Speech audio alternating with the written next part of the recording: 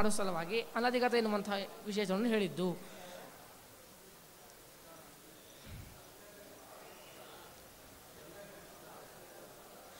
ಅಂದರೆ ಮಾಯಾವಾದಿಗಳು ವ್ಯವಹಾರದಲ್ಲಿ ಭಾಟರನ್ನು ಅನುಸರಿಸುತ್ತಾರೆ. ಆದ್ದರಿಂದ ವ್ಯವಹಾರೇ ಭಾಟನಯ ಎನ್ನುವಂತಹ ನ್ಯಾಯಾನುಸಾರ ಆ ವ್ಯವಹಾರದಲ್ಲಾದರೂ ಅವರು ಭಾಟರನ್ನು ಅನುಸರಿಸಿರುತ್ತಾರೆ.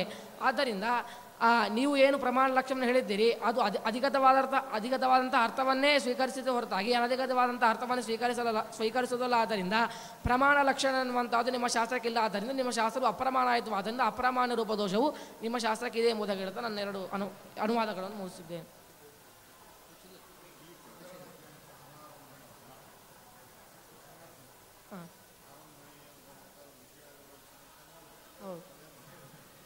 ಅಂದರೆ ಯಾವುದೇ ಒಂದು ಗ್ರಂಥವಾದರೂ ಆರಂಭಣೀಯಾಗಬೇಕು ಅಂತಂದರೆ ಅನುಬಂಧ ಚೇಷ್ಟೆಗಳಿರಬೇಕು.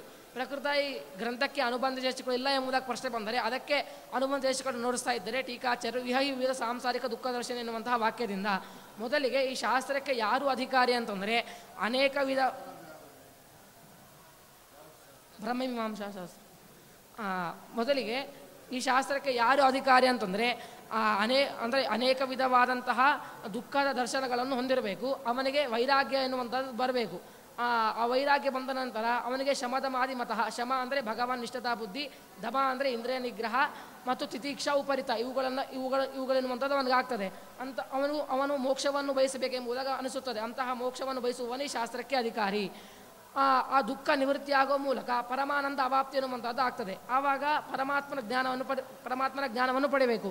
ಯಾವ ರೀತಿಯಾಗಿ ಅಂತಂದರೆ ಸಕಲ ಜೀವ ಜಡಾತ್ಮಕವಾದಂಥ ಪ್ರಪಂಚಕ್ಕಿಂತಲೂ ಪಾರಮಾರ್ಥಿಕವಾಗಿ ಅತ್ಯಂತ ಭಿನ್ನನಾಗಿರಬೇಕು ಮತ್ತು ಎಲ್ಲ ಗುಣಗಳನ್ನು ಕೂಡ ಹೊಂದಿರಬೇಕು. ಯಾವ ದೋಷಗಳು ಕೂಡ ಇರಬಾರ್ದು. ಅಂತಹ ಪರಬ್ರಹ್ಮನನ್ನು ಪ್ರತಿಪಾದಿಸಲ್ಪಟ್ಟಿದೆ ಸಕಲ ಶ್ರುತಿ ಸ್ಮೃತಿಗಳು. ವಿಷಯ ಯಾವುದು ಅಂತಂದರೆ ಪರಬ್ರಹ್ಮನೇ ವಿಷಯ. ಪ್ರಯೋಜನ ಏನು ಅಂತಂದರೆ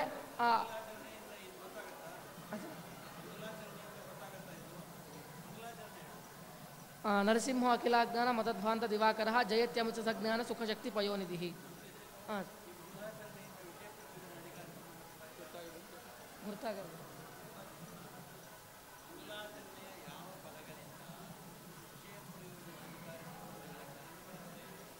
ಅಖಿಲಾಜ್ಞಾನ ಮತಧ್ವಾಂತ ದಿವಾಕರ ಅಮಿತ ಸಜ್ಞಾನ ಸುಖಶಕ್ತಿ ಪಯೋನಿಧಿ.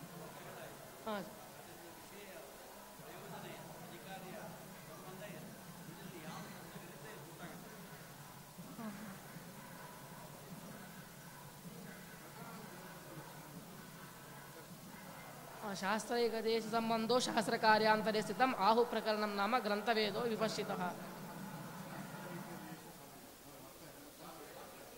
ಶಾಸ್ತ್ರ ಅಂದರೆ ಬ್ರಹ್ಮಮೀಮಾಂಸಾ ಶಾಸ್ತ್ರಕ್ಕೆ ಅಂದರೆ ಅವುಗಳಿಗೆ ಯಾವ ಅನುಬಂಧ ಚೇಷ್ಟೆಗಳಿರ್ತಾವೋ ಅದೇ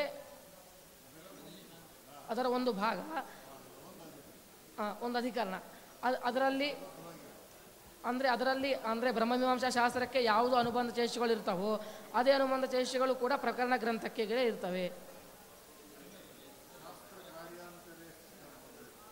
ಅಂದರೆ ಬೇರೆ ಒಂದು ಶಾಸ್ತ್ರ ಅಂದರೆ ಪ್ರಕರಣ ಗ್ರಂಥ ಅಂತ ಅರ್ಥ.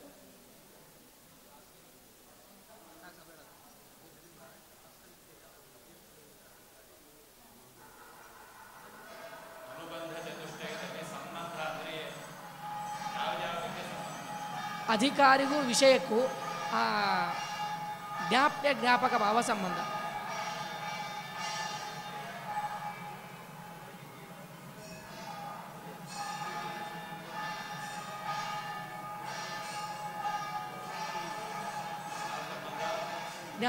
ಜ್ಞಾಪಕ ಭಾವ ಸಂಬಂಧ.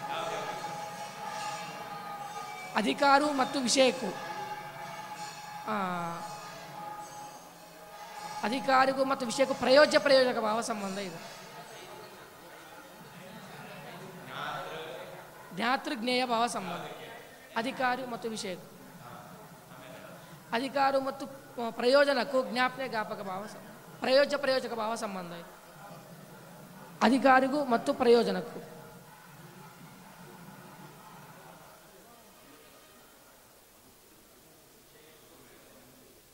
ವಿಷಯಕ್ಕೂ ಪ್ರಯೋಜನಕ್ಕೂ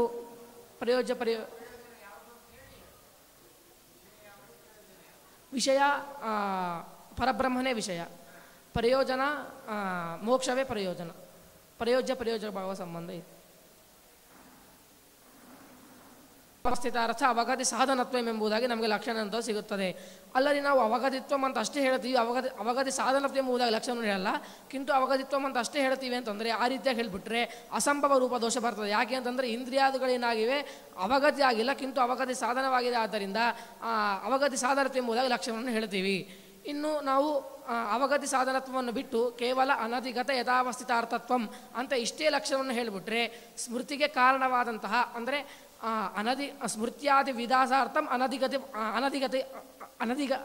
ಅನಧಿಗತಂ ಎಂಬುದಾಗಿ ಹೇಳಿದ್ದಾರೆ.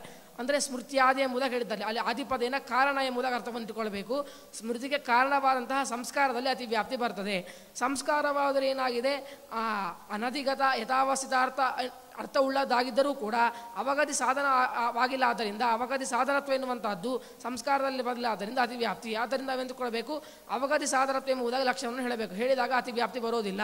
ಸಂಸ್ಕಾರವಾದರೆ ಏನಾಗಿದೆ, ಅನಧಿಗತ ಯಥಾವಸ್ಥಿತಾರ್ಥ ಆಗಿದ್ದರೂ ಕೂಡ ಅವಗತಿ ಸಾಧನತ್ವ ಎನ್ನುವಂತಹದ್ದು ಸಂಸ್ಕಾರದಿಂದ ಆದ್ದರಿಂದ ಅತಿ ವ್ಯಾಪ್ತಿ ಇಲ್ಲ. ನಾವು ಕೇವಲ ಯಥಾವಸ್ಥಿತಾರ್ಥತ್ವವನ್ನು ತೆಗೆದು ಕೇವಲ ಅನಧಿಗತ ಅವಗತಿ ಸಾಧನತ್ವ ಅಂತ ಅಷ್ಟೇ ಲಕ್ಷಣವನ್ನು ಹೇಳಿಬಿಟ್ರೆ ದುಷ್ಟೇಂದ್ರಿಯದಲ್ಲಿ ಅತಿ ವ್ಯಾಪ್ತಿ ಬರ್ತದೆ. ಹೇಗೆ ಅಂತಂದರೆ ಶುಕ್ತಿರಜತಾದಿ ಜ್ಞಾನೇನ ವ್ಯುತ್ಪತ್ಯ ಎಂಬುದಾಗಿ ಹೇಳಿದ್ದಾರೆ. ಅಂದರೆ ದುಷ್ಟೇಂದ್ರಿಯದಲ್ಲಿ ಯಾಕೆ ಅತಿ ವ್ಯಾಪ್ತಿ ಬರ್ತದೆ ಅಂತಂದರೆ ದುಷ್ಟೇಂದ್ರಿಯವಾದರೂ ಏನಾಗಿದೆ, ಅನಧಿಗತಾರ್ಥ ಅವಗತಿ ಸಾಧನತ್ವ ಎನ್ನುವಂಥದ್ದರೂ ಕೂಡ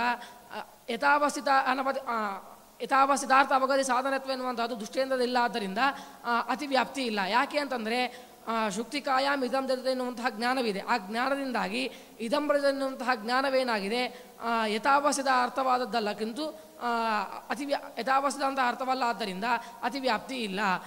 ನಾವು ಕೇವಲ ಅವಗತಿ ಸಾಧನತ್ವ ಎಂಬುದಾಗಿ ಹೇಳಲ್ಲ, ಅವಗತಿ ಕಾರಣತ್ವ ಮತ್ತು ಅಷ್ಟೇ ಲಕ್ಷಣವನ್ನು ಹೇಳ್ತೀವಿ ಅಂತಂದರೆ ಆವಾಗ ಪ್ರಮಾತೃ ಮತ್ತು ಪ್ರಮೇಯಗಳಲ್ಲಿ ಅತಿ ವ್ಯಾಪ್ತಿ ಬರ್ತದೆ. ಅವು ಪ್ರಮಾತೃ ಮತ್ತು ಪ್ರಮೇಯಗಳು ಏನಾಗಿವೆ ಅಂತಂದರೆ ಅನಧಿಗತಾರ್ಥ ಯಥಾವಸ್ಥಿತ ಅವಗತಿ ಕಾರಣವಾಗಿದೆ ಹೊರತು ಅವಗತಿ ಸಾಧನವಾಗಿಲ್ಲ. ಆದ್ದರಿಂದ ಪ್ರಮಾತೃ ಮತ್ತು ಪ್ರಮೇಯಗಳಲ್ಲಿ ಅತಿ ವ್ಯಾಪ್ತಿ ಬರ್ತದೆ. ತತ್ಪರಿಹಾರಕ್ಕಾಗಿ ಅವಗತಿ ಸಾಧನ ಎಂಬುದಾಗಿ ಹೇಳಬೇಕು. ಅಲ್ಲಿ ಸಾಧನತ್ವ ನಾಮ ಕಿಂ ಯಜ್ಜಾತೀಯಾನಂತರಂ ನಿಯಮೇನ ಕಾರ್ಯೋತ್ಪತ್ತಿ ತತ್ ತಸ್ಯ ಸಾಧನಂ ಎಂಬುದಾಗಿ. ಅಂದರೆ ಯಜ್ಜಾತೀಯಾನಂತರಂ ಅಂತಂದರೆ ವಿಷಯ ಕಾರಣತ್ವೇನ ಜಾತೀಯಾನಂತರಂ ನಿಯಮೇನ ಕಾರ್ಯೋತ್ಪತ್ತಿ ತದ್ ತಸ್ಯ ಸಾಧನಂ ಎಂಬುದಾಗಿ. ಅಂದರೆ ಪ್ರಮಾತೃ ಪ್ರಮೇಯಗಳು ಅವಗತಿ ಕಾರಣವೇ ಹೊರತು ಅವಗತಿ ಸಾಧನವಲ್ಲ. ಆದ್ದರಿಂದ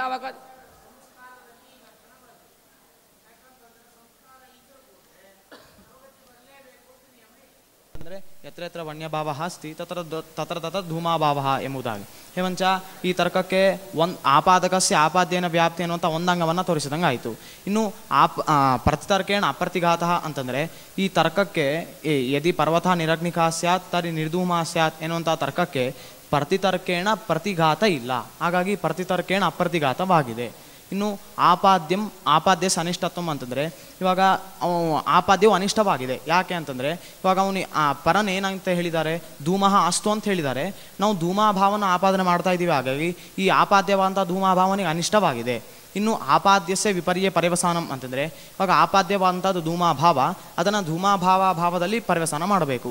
ಹೇವಂಚ ಅಸ್ತಿಚ ಧೂಮಃ ಅಥವಾ ನಿರಪ್ಯಸ್ತಿ ಎನ್ನುವಂಥದ್ದನ್ನೇ ಆಪಾದ್ಯಸ್ಯ ವಿಪರ್ಯ ಪರ್ಯವಸಾನಂ ಅಂತ ಕರೀತಾರೆ. ಇನ್ನು ಪರಸ್ಯ ಅನನುಕೂಲತ್ವಂ ನಾಮ ಈ ಯದಿ ಪರ್ವತ ನಿರಗ್ನಿಕಾ ಸ್ಯಾತ್ ತರ್ನಿ ನಿರ್ಧೂಮ ಸ್ಯಾತ್ ಅಸ್ತಿಚ ಧೂಮಃ ಅಥವಾ ನಿರಪ್ಯಸ್ತಿ ಎನ್ನುವಂಥದ್ದು ಪರನಿಗೆ ಅನುಕೂಲ ಅಲ್ಲ. ಆದ್ದರಿಂದ ಇದು ಅನನುಕೂಲವಾಗಿದೆ. ಈ ಆಪಾದ್ಯಸ್ಯ ಅನಿಷ್ಟತ್ವವಾದರೂ ಕೂಡ ಪುನಃ ಎರಡು ವಿಧವಾಗಿದೆ, ಪ್ರಾಮಾಣಿಕಹಾನ ಅಪ್ರಾಮಾಣಿಕ ಕಲ್ಪನಾ ಎಂಬುದಾಗಿ. ಈ ಪ್ರಾಮಾಣಿಕಹಾನವಾದರೂ ಕೂಡ ಮೂರು ವಿಧವಾಗಿದೆ, ದುಷ್ಟಹಾನ, ಅನುಮಿತಹಾನ, ಶ್ರುತಹಾನ ಎಂಬುದಾಗಿ. ಇವಾಗ ಉದಾಹರಣೆಗೆ ದುಷ್ಟಹಾನಕ್ಕೆ ಉದಾಹರಣೆ ಅಂತಂದರೆ ಇವಾಗ ಪರ್ವತವನ್ನಿಮ ಧೂಮಾತಲ್ಲಿ ಮೇಲೆ ಪ್ರತ್ಯಕ್ಷದಿಂದ ಪ್ರಮಿತವಾದಂಥದ್ದು ಧೂಮ, ಅದನ್ನು ಹಾನ ಮಾಡ್ತಾ ಇದ್ದೀವಿ. ಹಾಗಾಗಿ ದೃಷ್ಟಹಾನವಾಗಿದೆ. ಇನ್ನು ಅನುಮಿತಹಾನ ಅಂತಂದರೆ ಇವಾಗ ದೇವದತ್ತ ಚಕ್ಷುಷ್ಮಾನ್ ರೂಪಾಜ್ಞತ್ವಾತ್ ಅಂತ ಹೇಳಿದಾಗ ಈ ಅನುಮಾನದಿಂದ ಅನುಮಿತವಾದಂಥದ್ದು ದೇವದತ್ತ ಚಕ್ಷುಷ್ಮತ್ವ. ಈ ಅನುಮಾನದಿಂದ ಅನುಮಿತವಾದಂಥದ್ದು ಅಂತಂದರೆ ಅನುಮಿತವಾಗಿದೆ, ಇದನ್ನು ಹಾನ ಮಾಡ್ತಾ ಇದ್ದೀವಿ, ಪರಿತ್ಯಾಗ ಮಾಡ್ತಾ ಇದ್ದೀವಿ. ಹಾಗಾಗಿ ಇದು ಅನುಮಿತಹಾನವಾಗಿದೆ. ಇನ್ನು ಶ್ರುತಹಾನ ಅಂತಂದರೆ ಇವಾಗ ಭಗವಂತನು ಜಗತ್ಕರ್ತ ಆಗಿದ್ದಾನೆ, ಯದಿ ಭಗವಂತ ಜಗತ್ಕರ್ತ ಆಗಿದೆ ಅಂತ ವೇದ ಹೇಳ್ತಾ ಇದೆ, ಅದನ್ನು ಪರಿತ್ಯಾಗ ಮಾಡ್ತಾ ಇದ್ದೀವಿ. ಹಾಗೆ ಶ್ರುತಹಾನವಾಗಿದೆ. ಹೇಗೆ ಅಂತಂದರೆ ಹೇಳ್ತೀವಿ ಅಷ್ಟೇ, ಯದಿ ಭಗವಂತಃ ಸರ್ವಜ್ಞ ನ ಸ್ಯಾತ್, ಭಗವಾನ್ ಸರ್ವಜ್ಞ ನ ಸ್ಯಾತ್ ತರ್ಹಿ ಜಗತ್ಕರ್ತ ನ ಸ್ಯಾತ್ ಎಂಬುದಾಗಿ. ದೇವದತ್ತನನ್ನು ಉದ್ದೇಶ ಮಾಡಿಕೊಂಡು ಯದಿ ದೇವದತ್ತ ಚಕ್ಷುಷ್ಮಾನ್ ನ ಸ್ಯಾತ್ ತರಿ ರೂಪಜ್ಞ ನ ಸ್ಯಾತ್ ರೂಪಜ್ಞ ನ ಸ್ಯಾತ್ ತರಿ ಚಕ್ಷುಷ್ಮಾನ್ ನ ಸ್ಯಾತ್ ಎಂದು. ಇನ್ನು ಕರೆಕ್ಟ್ ಇದೆ ಚಕ್ಷುಷ್ ಅದೇ ಅಂತಹ ಚಕ್ಷುಷ್ಮಂತನಾದಂಥ ಅವನನ್ನು ಉದ್ದೇಶಿಸಿಕೊಂಡು ಅದೇ ದೇವದತ್ತ ಪರಿತ್ಯಾಗ ಅನುಮಿತವಾದಂತಹದ್ದು ದೇವದತ್ತ ಚಕ್ಷುಷ್ಮಂತ್ವ ಅದನ್ನು ಬಿಡ್ತಾ ಇದ್ದೀವಿ. ಯದಿ ರೂಪಜ್ಞತ್ವಂ ನ ಸ್ಯಾತ್ ತರಿ ಚಕ್ಷುಷ್ಮತ್ವಂ ನ ಸ್ಯಾತ್ ರೂಪಜ್ಞಾನಂ ನ ಸ್ಯಾತ್ ತರಿ ಚಕ್ಷುಷ್ಮತ್ವಂ ನ. ಇನ್ನು ಅಪ್ರಾಮಾಣಿಕ ಕಲ್ಪನೆ ಕೂಡ 3 ವಿಧವಾಗಿದೆ. ಅದೃಷ್ಟ ಕಲ್ಪನಾ, ಅನನುಮಿತ ಕಲ್ಪನಾ, ಅಶ್ರುತ ಕಲ್ಪನಾ ಎಂಬುದಾಗಿ. ಇವಾಗ ಅದೃಷ್ಟ ಕಲ್ಪನಾ ಅಂತಂದರೆ ಇವಾಗ ಭೋಜನವೇನಾಗಿದೆ,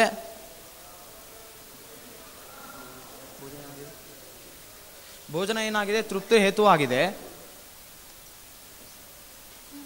ಭೋಜನವು ಏನಾಗಿದೆ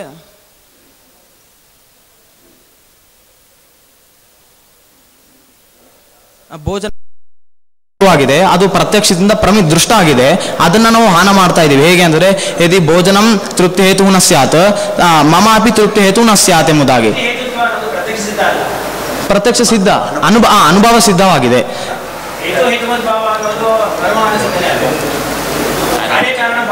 ಹಾ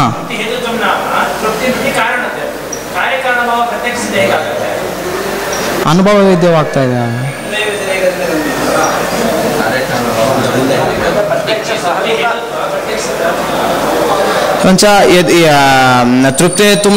ಯದಿ ತೃಪ್ತಿ ಹೇತುತ್ವ ನ ಸ್ಯಾತ್ ತರಿ ಮಮಾಪಿ ತೃಪ್ತಿ ಹೇತುತ್ವ ನ ಸ್ಯಾತ್ ಎಂಬುದಾಗಿ ಇಲ್ಲಿ ದೃಷ್ಟವಾದಂತಹದ್ದು ತೃಪ್ತಿ ಹೇತುತ್ವ ಅದನ್ನ ಅದೃಷ್ಟವಾದಂತಹದ್ದು ಅದನ್ನು ಕಲ್ಪನೆ ಮಾಡ್ತಾ ಇದ್ದೀವಿ. ಹಾಗಾಗಿ ಇದು ಅದೃಷ್ಟ ಕಲ್ಪನೆ ಆಗಿದೆ. ಇನ್ನು ಅನನುಮಿತ ಕಲ್ಪನಾ ಅಂತಂದರೆ ಇವಾಗ ಅಂಧನನ್ನು ಕುರಿತು ನಾವು ಹೇಳ್ತಾ ಇದ್ದೀವಿ ಏನಂತ, ಯದಿ ರೂಪಜ್ಞ ಸ್ಯಾತ್ ತರಿ ಚಕ್ಷುಷ್ಮಾನ್ ಸ್ಯಾತ್ ಎಂಬುದಾಗಿ. ಇಲ್ಲಿ ಅದೃಷ್ಟವಾದಂತಹದ್ದು ಅಲ್ಲ, ಅಂಧನನ್ನು ಕುರಿತು ಅದೃಷ್ಟವಾದ ಅನನುಮಿತವಾದ ಏವಂಚ ಇಲ್ಲಿ ಅನನುಮಿತವಾದಂತಹದ್ದು ಅಂಧನಲ್ಲಿ ಚಕ್ಷುಷ್ಮತ್ವ ಭಾವ ಅದನ್ನು ಕಲ್ಪನೆ ಮಾಡ್ತಾ ಇದ್ದೇವೆ. ಅದು ಅನನುಮಿತ ಕಲ್ಪನೆ ಆಗಿದೆ. ಇನ್ನು ಅಶ್ರುತ ಕಲ್ಪನಾ ಅಂತಂದರೆ ಇವಾಗ ಭಗವಂತ ಏನಾಗಿದ್ದಾನೆ, ಜೀವ ಭಿನ್ನನಾಗಿದ್ದಾನೆ. ಇವಾಗ ಭಗವಾನ್ ಯದಿ ಜೀವ ಭಿನ್ನ ಸ್ಯಾತ್ ಯದಿ ದುಃಖಿ ಸ್ಯಾತ್ ಎನ್ನುವಂಥ ತರ್ಕ. ಈ ತರ್ಕ ಏನಾಗಿದೆ, ವೇದ ಏನು ಹೇಳ್ತಾ ಇದೆ, ಭಗವಂತನು ದುಃಖ ರಹಿತ ಅಂತ ಹೇಳ್ತಾ ಇದೆ. ಈ ತರ್ಕದಿಂದ ಏನು ಮಾಡ್ತಾ ಇದ್ದೀವಿ, ಯದಿ ಭಗವಾನ್ ಜೀವ ಭಿನ್ನ ಸ್ಯಾತ್ ತರಿ ದುಃಖಿ ಸ್ಯಾತ್ ಅಂತ ಹೇಳ್ತಾ ಇದ್ದೀವಿ. ಇವಂಚ ಇಲ್ಲಿ ಅಶ್ರುತವಾದಂತಹದ್ದು ದುಃಖಿತ್ವ ಅದನ್ನು ಕಲ್ಪನೆ ಮಾಡ್ತಾ ಇದ್ದೀವಿ. ಹಾಗಾಗಿ ಇದು ಅಶ್ರುತ ಕಲ್ಪನೆ ಆಗಿದೆ. ಇನ್ನು ಆಪಾದ್ಯ ಅನಿಷ್ಟವಾದರೂ ಕೂಡ ಪುನಃ 5 ವಿಧವಾಗಿದೆ. ಆತ್ಮಾಶ್ರಯತ್ವ, ಅನ್ಯೋನ್ಯಾಶ್ರಯತ್ವ, ಚಕ್ರಕಾಶ್ರಯತ್ವ, ಕೇವಲ ಅನಿಷ್ಟ ಎಂಬುದಾಗಿ. ಇಲ್ಲಿ ಮೊದಲಿಗೆ ಈ ಆಪಾದ್ಯ ಅನಿಷ್ಟವಾದರೂ 5 ವಿಧವಾಗಿದೆ. ಹಾಗಾಗಿ ಅದನ್ನು ಆಪಾದನೆ ಮಾಡುವಂಥ ತರ್ಕವು ಕೂಡ ಪುನಃ 5 ವಿಧವಾಗಿದೆ.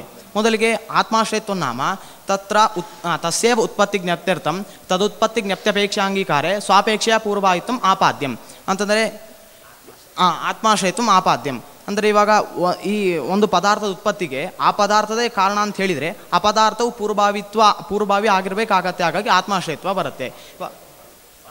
ಸ್ವಾಪೇಕ್ಷ ಪೂರ್ವಭಾವಿ ಆಗಿರಬೇಕಾಗಿ ಆತ್ಮಾಶ್ರಯತ್ವ ಬರುತ್ತೆ. ಇವಾಗ ಉದಾಹರಣೆಗೆ ಅಯಂ ಘಟಃ ಅಸ್ಯೇವ ಘಟಸ್ಯ ಉತ್ಪಾದಕ ಸ್ಯಾತ್ ಸ್ವತೋಪಿ ಪೂರ್ವಭಾವಿ ಸ್ಯಾತ್ ಎಂದು ತರ್ಕ. ಇದೇನಾಗಿದೆ, ಏನು ಹೇಳ್ತಾ ಇದೆ, ಈ ಘಟದ ಉತ್ಪತ್ತಿಗೆ ಈ ಘಟನೆ ಕಾರಣ ಅಂತ ಹೇಳಿದರೆ ಈ ಘಟವು ಸ್ವಾಪೇಕ್ಷ ಪೂರ್ವಭಾವಿ ಆಗಿರಬೇಕಾಗಿ ಆತ್ಮಾಶ್ರಯತ್ವ ಬರುತ್ತೆ. ಇದು ತರ್ಕ. ಈ ತರ್ಕಕ್ಕೆ ಪಂಚಾಂಗಗಳನ್ನು ತೋರಿಸ್ಬೇಕು. ಇವಾಗ ಮೊದಲಿಗೆ ಆಪಾದಕಸ್ಯ ಆಪಾದ್ಯನ ವ್ಯಾಪ್ತಿ ಹೇಗಿದೆ ಅಂತಂದರೆ ಆಪಾದಕಸ್ಯ ಆಪಾದ್ಯನ ವ್ಯಾಪ್ತಿ ಹೇಗಿದೆ ಅಂತಂದರೆ ಯತ್ ಯಸ್ಯ ಕಾರಣಂ ತತೋಪಿ ಪೂರ್ವಭಾವಿ ದರ್ಶನಂ ಎನ್ನುವಂಥದ್ದು ಆಪಾದಕಸ್ಯ ಆಪಾದ್ಯನ ವ್ಯಾಪ್ತಿ. ಆಪಾದಕವಾದಂಥದ್ದು ಯತ್ ಯಸ್ಯ ಕಾರಣಂ ಎನ್ನುವಂಥದ್ದು ಆಪಾದಕ, ಯತ್ ಪೂರ್ವಭಾವಿ ದರ್ಶನಂ ಎನ್ನುವಂಥದ್ದು ಆಪಾದ್ಯ. ಉದಾಹರಣೆಗೆ ಪಟ ಕಾರಣಂ ತಂತವಃ ತದಪೇಕ್ಷೆಯ ಪೂರ್ವಭಾವಿನ, ಪಟವನ್ನು ಕುರಿತು ತಂತುಗಳು ಕಾರಣ. ಯಾಕೆ, ಪಟಾಪೇಕ್ಷೆಯ ತಂತುಗಳು ಪೂರ್ವಭಾವಿ ಆಗಿರೋಣದರಿಂದ. ಆದ್ದರಿಂದ ಯದಿ ಅಯಂ ಘಟಃ ಅಸ್ಯೇವ ಘಟಸ್ಯ ಉತ್ಪಾದಕ ಸ್ಯಾತ್ ಸ್ವತೋಪಿ ಪೂರ್ವಭಾವಿ ಸ್ಯಾತ್ ಎನ್ನುವಂಥ ತರ್ಕಕ್ಕೆ ಆಪಾದಕಸ್ಯ ಆಪಾದ್ಯನ ವ್ಯಾಪ್ತಿ ಅನ್ನೋದು ತೋರಿಸಿದಂಗೆ ಆಯಿತು. ಇನ್ನು ಪ್ರತಿತರ್ಕೇಣ ಅಪ್ರತಿಘಾತನೂ ಆಗಿದೆ. ಇವಾಗ ಈ ಯದಿ ಅಯಂ ಘಟ ಎನ್ನುವಂಥ ತರ್ಕ ಪ್ರತಿತರ್ಕೇಣ ಅಪ್ರತಿಘಾತವಾಗಿದೆ. ಇಲ್ಲ ಒಂದು ವೇಳೆ ತರ್ಕವನ್ನು ಹೇಳಬೇಕಂತಂದರೆ ಯಾವ ರೀತಿಯಾಗಿ ಹೇಳಬೇಕು, ಅಯಂ ಘಟಃ ಅಸ್ಯೈವ ಘಟಸ್ಯ ಕಾರಣ ನ ಸ್ಯಾತ್ ತರಿ ಇದಂ ಆಪಾದ್ಯತೆ ನಾಮ ಘಟೋತ್ಪತ್ತಿ ನ ಸ್ಯಾತ್ ಅಂತ ಹೇಳಬೇಕು. ಈ ರೀತಿಯಾಗಿ ಹೇಳಲಿಕ್ಕೆ ಬರಲ್ಲ. ಈ ತರ್ಕ ಸರಿಯಲ್ಲ. ಯಾಕೆ ಅಂತಂದರೆ ಈ ಘಟಕ್ಕೆ ಈ ಘಟ ಕಾರಣ ಅಲ್ಲ ಅಂತ ಹೇಳಿದರೆ ಘಟ ಹುಟ್ಟಲ್ಲ ಅಂತೇನಿಲ್ಲ.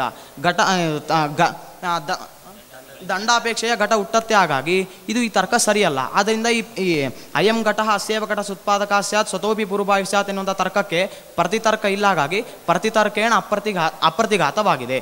ಇನ್ನು ಆಪಾದ್ಯ ಅಪ್ರತಿಹತವಾಗಿದೆ ಅಥವಾ ಅಪ್ರತಿಘಾತ ಉಳ್ಳದ್ದಾಗಿದೆ. ಇನ್ನು ಆಪಾದ್ಯ ಅನಿಷ್ಟ ಅಂತಂದರೆ ಇದು ಅನಿಷ್ಟನೂ ಆಗಿದೆ. ಯಾಕೆ ಅಂತಂದರೆ ಸ್ವಾಪೇಕ್ಷೆಯ ಪೂರ್ವಭಾವಿತ್ವಸ್ಯ ಅಪ್ರಾಮಾಣಿಕತ್ವಾತ್. ನಮ್ಮ ಘಟಾಪೇಕ್ಷೆಯ ಘಟವು ಪೂರ್ವಭಾವಿ ಆಗಬೇಕಾಗತ್ತೆ ಅಂತ ಹೇಳ್ತಾ ಇದ್ದೀರಿ. ಅದು ಅಪ್ರಾಮಾಣಿಕವಾಗಿದೆ. ಅಪ್ರಾಮಾಣಿಕ ಯಾಕೆ ಆಗಿದೆ ಅಂತಂದರೆ ವ್ಯಾಹತ ದೋಷ ಇದೆ. ಹೇಗೆ ಅಂತಂದರೆ ಇವಾಗ ಮೊದಲಿಗೆ ಆಪಾದ್ಯವಾದಂಥದ್ದು ಪೂರ್ವಭಾವಿತ್ವ. ಇಲ್ಲಿ ಮೊದಲಿಗೆ ಪೂರ್ವಭಾವಿತ್ವ ನಾಮ ಕಿಂ ಅಂತಂದರೆ ತದಭಾವತಿ ಕಾಲೇ ಭಾವ. ನಮ್ಮ ಘಟಾಭಾವ ಇರುವಂಥ ಕಾಲದಲ್ಲಿ ಘಟ ಇರುವುದಿಲ್ಲ, ಪುನಃ ತಾನಿಲ್ಲದೆ ಇರುವಂಥ ಕಾಲದಲ್ಲಿ ಘಟ ಇರಬೇಕಂತ ಹೇಳ್ತಾ ಇದ್ದೀರ. ಹಾಗಾಗಿ ಇದು ಅನಿಷ್ಟ ವ್ಯಾಹತ ದೋಷ ಇರಿದೆ. ಹಾಗಾಗಿ ಇದು ಆಪಾದ್ಯ ಅನಿಷ್ಟನೂ ಆಗಿದೆ. ಇನ್ನು ಆಪಾದ್ಯಸ್ಯ ವಿಪರ್ಯ ಪರ್ಯವಸಾನಂ ಅಂತಂದರೆ ನಚೇತ್ ಪೂರ್ವಭಾವಿತ್ವ ಅಂಗೀಕ್ರಿಯತೆ ತದಾ ಘಟಸ್ಯ ಘಟ ಏವ ಕಾರಣಂ ನ ಸ್ಯಾತ್. ಇವಾಗ ಘಟಕ್ಕೆ ಪೂರ್ವಭಾವಿತ್ವ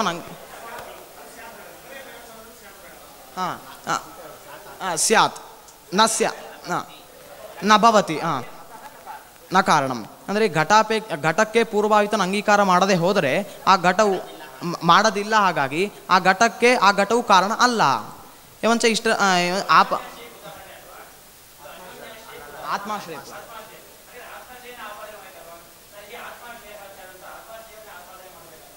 ಆತ್ಮಾಶ್ರಯತ್ವ ನಾಮ ತತ್ರೇವ ತಸ್ಯ ಉತ್ಪತ್ತಿ ಜ್ಞಪ್ತ್ಯರ್ಥಂ ತದುತ್ಪತ್ತಿ ಜ್ಞಪ್ತಿ ಅಪೇಕ್ಷಾಂಗೀಕಾರ್ಯ ಸ್ವಾಪೇಕ್ಷಾ ಪೂರ್ವಭಾವಿತ್ವಂ ಆಪಾದ್ಯಂ. ಇದನ್ನು ಆಪಾದನೆ ಮಾಡಬೇಕು.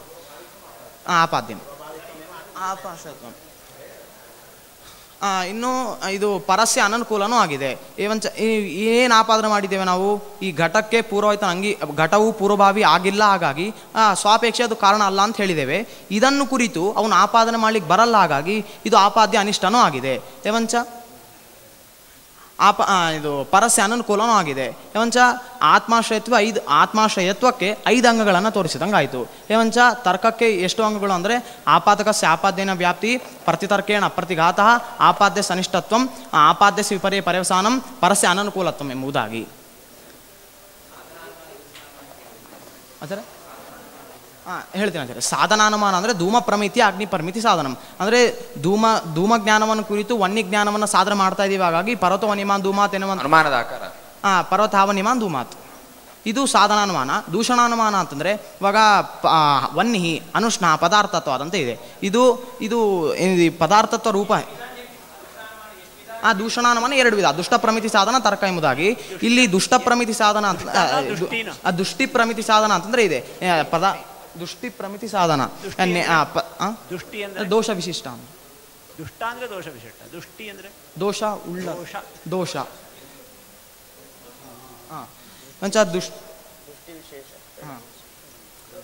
ಇವಾಗ ದುಷ್ಟಿ ಪ್ರಮಿತಿ ಸಾಧನೆಗೆ ಉದಾಹರಣೆಗೆ ಅಂತಂದ್ರೆ ಪದಾರ್ಥತ್ವಂ ಸ್ವಸಾಧ್ಯ ಸಾಧನ ಸಮರ್ಥಂ ನ ಭವತಿ ಪ್ರಮಾಣ ಬಾಧಿತತ್ವಾತ್ ಎನ್ನುವಂತಹದ್ದು ದುಷ್ಟಿ ಪ್ರಮಿತಿ ಸಾಧನ. ಯಾಕೆ ಅಂತಂದ್ರೆ ಈ ಸಾಧನಾನುಮಾನಕ್ಕೂ ಇದಕ್ಕೂ ಏನು ವ್ಯತ್ಯಾಸ ಬಂತು? ಸ್ವಸಾಧ್ಯ ಸಾಧನ ಸಮರ್ಥಂ ನ ಭವತಿ ನಾಮ ಅನುಷ್ಣತ್ವ ಸಾಧಕಂ. ಅದೇ ವನ್ಹಿ ಅನುಷ್ಣ ಪದಾರ್ಥತ್ವ ಅಂತ ಹೇಳಿದಾಗ ಈ ಅನುಷ್ಣತ್ವವು ದುಷ್ಟ ಆಗಿದೆ. ಯಾಕೆಂದ್ರೆ ಪ್ರತ್ಯಕ್ಷ ಪ್ರಮಾಣದಿಂದ ವನ್ನಿ ಉಷ್ಣ ಅಂತ ಕಾಣಿಸ್ತಾ ಇದ್ದ. ಹಾಗಾಗಿ ಪದಾರ್ಥತ್ವಂ ಸ್ವಸಾಧ್ಯ ಸಾಧನ ಸಮರ್ಥಂ ನ ಭವತಿ ಪ್ರಮಾಣ ಬಾಧಿತತ್ವಾತ್. ಸಾಧನಾನುಮಾನಕ್ಕೆ ಇದಕ್ಕೇನು ವ್ಯತ್ಯಾಸ ಬಂತು? ಅದು ಸಾಧನಾನುಮಾನ ವನ್ಯಮಾನ್ ಧೂಮಾತ್ ಈ ಅನುಮಾನ. ಈ ನೇದಂ ಸ್ವಸಾಧ್ಯ ದೂಷಣಾನುಮಾನ ಅಂತಂದ್ರೆ ನಸ್ಯಾತ್ ಅಂತ ಹೇಳಿದೆ, ಯದಿ ನಸ್ಯಾತ್ ಅಂತ ಹೇಳಿದೆ. ಅದರಲ್ಲಿ 2 ಇದೆಯಲ್ಲ ದೂಷಣಾನುಮಾನದಲ್ಲಿ. ಪ್ರಮಿತಿ ಸಾಧನ ಅವರ ಪ್ರಶ್ನೆ ಅಭಿಪ್ರಾಯ ತರ್ಕದಲ್ಲಾದರೆ ಒಂದು ವ್ಯತ್ಯಾಸ ಇದೆ, ಸ್ಯಾತ್ ಅಂತ ಒಂದು ವ್ಯತ್ಯಾಸ. ಈ ದುಷ್ಟಿ ಪ್ರಮಿತಿ ಸಾಧನದಲ್ಲಿ ಸಾಧನಾನುಮಾನಕ್ಕೂ ಇದಕ್ಕೂ ಏನು ವ್ಯತ್ಯಾಸ ಇಲ್ಲ. ಪಕ್ಷ ಸಾಧ್ಯವಾನ್ ಹೇತುಮತ್ವಾತ್ ಸಮಾನವಾಗಿದೆ ಅಲ್ಲ. ಈ ಹೇತುವು ದೋಷ ವಿಶಿಷ್ಟವಾಗಿದೆ ಅಂತ ತಿಳಿಸಿ, ಹೇತುವು ದೋಷವನ್ನ ಸಾಧನವನ್ನ ಮಾಡ್ತಾ ಇದೆ ಅಂತ ತಿಳಿಸ್ಕೊಡ್ತಾ ಇದೆ.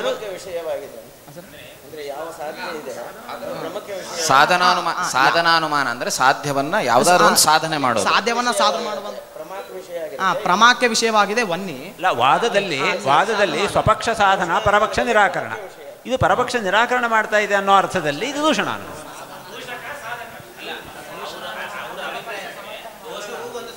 ಸಾಧನೆ ಆಯ್ತಲ್ವಾ?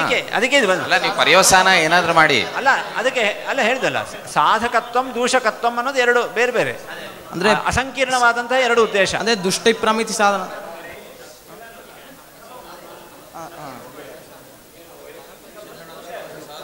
ಈ ದೃಷ್ಟಿ ಪ್ರಮಿತಿ ಸಾಧನ ಪರಪಕ್ಷವನ್ನು ಅಯುಕ್ತ ಅಂತ ಸಾಧನ ಮಾಡ್ತಾ ಇದೆ. ಹಾಗಾಗಿ ಈಗ ನಮಗೆ ಯಾವುದೇ ಆಗದು ಅಯುಕ್ತ ಅನ್ನೋದನ್ನ ಅನುಮಾನ ದ್ವಾರನೇ ಸಾಧನೆ ಮಾಡಬೇಕು.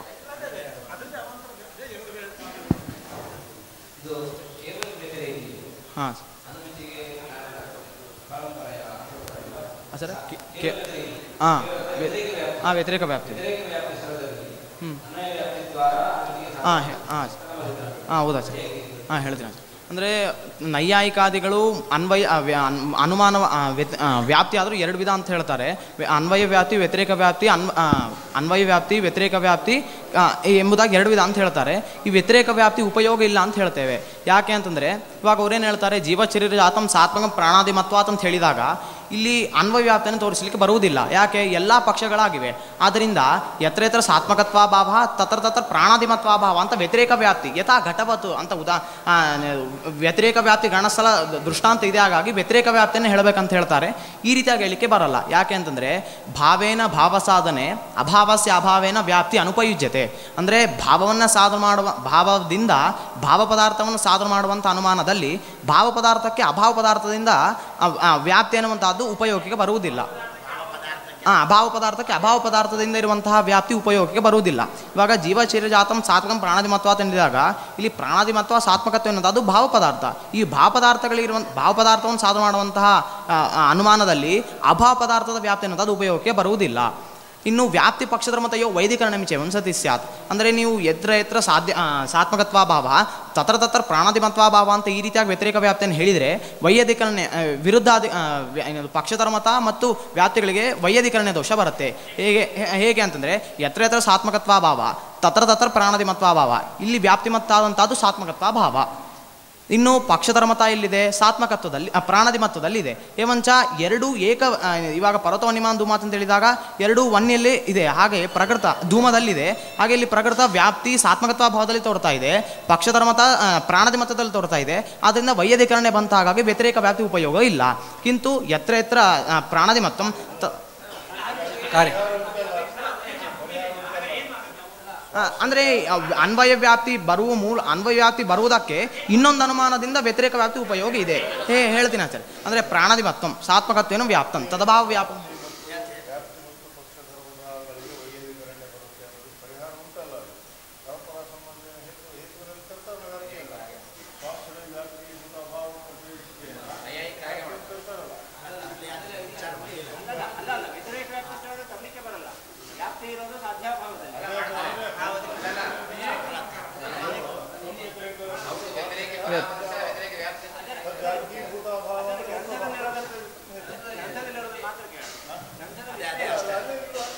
ಅದು ಸಿದ್ಧಾಂತದಲ್ಲಿದೆ ಸರ್.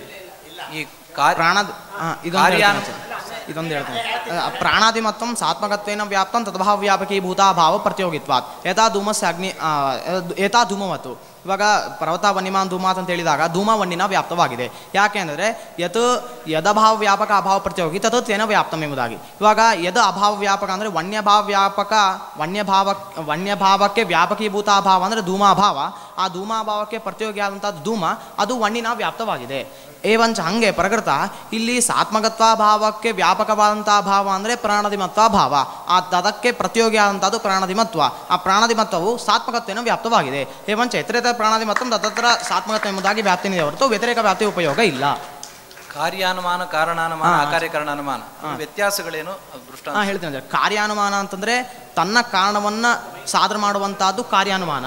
ಕಾರಣಾನುಮಾನ ಅಂದರೆ ತನ್ನ ಕಾರ್ಯವನ್ನು ಸಾಧನೆ ಮಾಡುವಂಥದ್ದು ಕಾರ್ಯಾನುಮಾನ. ಅಕಾರ್ಯ ಕಾರಣಮಾನ ಅಂದರೆ ಅದಕ್ಕೆ ಅದು ಕಾರಣನೂ ಅಲ್ಲ ಕಾರ್ಯನೂ ಅಲ್ಲ, ಅದನ್ನೇ ಸಾಧನೆ ಮಾಡ್ತಾ ಇದ್ದಾಗಿ ಹೇಳ್ತೀನಿ ಅಕಾರ್ಯ ಕಾರಣಾನುಮಾನ. ಇವಾಗ ಉದಾಹರಣೆಗೆ ಕಾರ್ಯಾನುಮಾನ ಅಂತಂದರೆ ಧೂಮ ಪ್ರಮಿತಿ ಅಗ್ನಿ ಪ್ರಮಿತಿ ಸಾಧನೆ ಎನ್ನುವಂಥದ್ದು ಕಾರ್ಯಾನುಮಾನ. ಯಾಕೆ ಅಂತಂದರೆ ತನ್ನ ವನ್ನಿಗೆ ಕಾರ್ಯವಾದಂಥದ್ದು ಧೂಮ, ಆ ಧೂಮರೂಪ ಕಾರ್ಯವು ತನ್ನ ವನ್ನಿ ರೂಪ ಕಾರಣವನ್ನು ತಿಳಿಸ್ಕೊಡ್ತಾ ಇದ್ದಾಗ ಇದು ಕಾರ್ಯಾನುಮಾನವಾಗಿದೆ. ಇನ್ನು ಕಾರಣಾನುಮಾನ ಅಂತಂದರೆ ಅಯಂ ಪ್ರದೇಶ ವೃಷ್ಟಿಮಾನ್ ವಿಶಿಷ್ಟ ಮೇಘೋನ್ನತಿ ಅಂತ.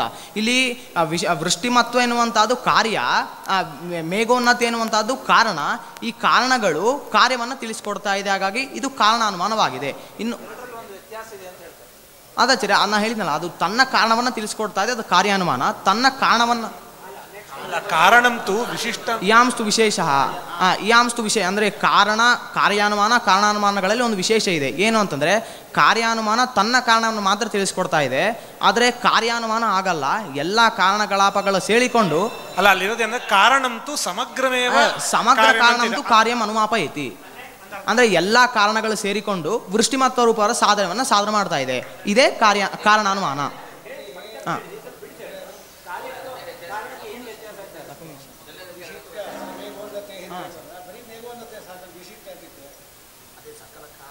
ಎಲ್ಲ ಅದೇ ಹೇಳಿದ್ದಾರೆ, ಅದೇ ಮುಂದೆ ಇಯಾಂಸ್ತು ವಿಶೇಷ ಅಂತ ಹೇಳಿ ಇಯಾಂಸ್ತು ವಿಶೇಷ ಅಂತ ಹೇಳ್ತೀವಿ. ವಿಶೇಷ ಇದೆ ಅಂತ ಹೇಳ್ತೀವಿ ಸರ್. ಅಂದರೆ ಸಮಗ್ರ ಕಾರಣಂ ಕಾರ್ಯಂ ಅನುಮಾಪಯತಿ ಅಂತ.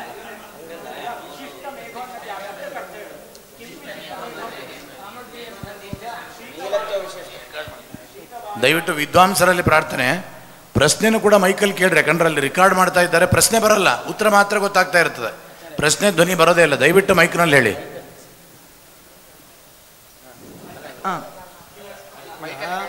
ಅಯಥಾರ್ಥ ಜ್ಞಾನಮೇವ ಸರಿ ಹೇಳಬೇಕೀಗ. ಪ್ರಾಭಾಕರ ಹೆಸರೇನು? ಲಕುಮೀಶ. ಈಗ ಎರಡು ಅಂಶ. ಈಗ ನೀನು ಹೇಳಿದ್ರಲ್ಲಿ ಜೀವಶರೀರಂ ಸಾತ್ಮಕಂ ಪ್ರಾಣಾದಿಮತ್ವಾತ್ ಅಂತ ಹೇಳಿದ್ವಿ. ಈ ಯಾವ ಅನುಮಾನ ಅಂತ ಹೇಳಲೇ ಇಲ್ಲ ಇದನ್ನ. ಇದು ವ್ಯತಿರೇಕ ಅನುಮಾನ ಅಂತ. ವ್ಯತಿರೇಕ ಅನುಮಾನ ಅಂದ್ರೆ ಅನ್ವಯ ವ್ಯಾಪ್ತಿ ಅಂದ್ರೆ ಸಾಧ್ಯ ಪದಾರ್ಥ ಅಂದ್ರೆ ಭಾವ ಪದಾರ್ಥಗಳಿರುವಂತಹ ವ್ಯಾಪ್ತಿ. ಕಾರಣ ಅನುಮಾನ ಅಂತ ಹೇಳಿದ್ದಲ್ಲ, ಅದಕ್ಕೆ ದೃಷ್ಟಾಂತ ಒಂದು ಹೇಳಬೇಕು. ಇನ್ನೊಂದೇ ಅಂದರೆ ವಿಶಿಷ್ಟ ಕಾರ್ಯೋನ್ಯತೆ ಅಂತ ಹೇಳಿದಾಗ ವಿಶಿಷ್ಟ ಎಂಬತಕ್ಕಂಥ ಶಬ್ದ ಆಗ್ಬೇಕು. ಅಲ್ಲಿ ವ್ಯಾಖ್ಯಾನದಲ್ಲಿ ಒಂದು ವಿಶಿಷ್ಟ ಅಂತ ಶಬ್ದ ಹೇಳಿದ್ದಾರೆ. ಕಾರಣಾನುಮಾನ ಅಂತಂದ್ರೆ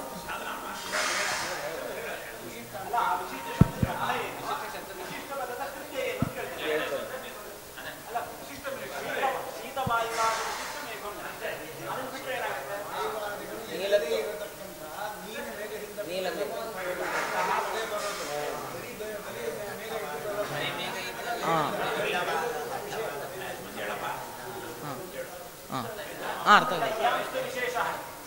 ಯಾಂಸ್ತು ವಿಶೇಷ ಅಂದರೆ ಎಲ್ಲ ಕಾರಣಗಳು ರಸಃ ರೂಪಸ್ಯತಿ. ಇವಾಗ ಹೇಳ್ತೇನೆ. ಯಾಂಸ್ತು ವಿಶೇಷ ಕಾರಣಂ ಕಾರ್ಯ ಮಾತ್ರ ಅನುಮಾಪಯತಿ, ಕಾರ್ಯಂ ಕಾರಣ ಮಾತ್ರ ಅನುಮಾಪಯತಿ. ಅಂದರೆ ಧೂಮರೂಪ ಕಾರ್ಯವು ತನ್ನ ವನ್ಯರೂಪ ಕಾರಣವನ್ನು ಮಾತ್ರ ತಿಳಿಸ್ಕೊಡ್ತಾ ಇದೆ. ಅಂದರೆ ತನ್ನ ಕಾರಣ ಒಂದೇ ಕಾರಣನ ತಿಳಿಸ್ಕೊಡ್ತಾ ಇದೆ. ಸರ್ವ ಕಾರಣಗಳಲ್ಲ, ಒಂದೇ ಕಾರಣಗಳು.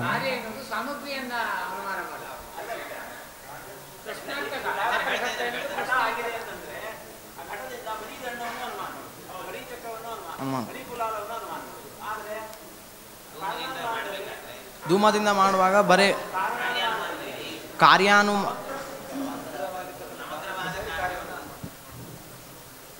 ಕಾರ್ಯಾನುಮಾನದಲ್ಲಿ ಸಮಗ್ರವಾದಂತಹ ಕಾರ್ಯವನ್ನ ಕಲ್ಪನೆ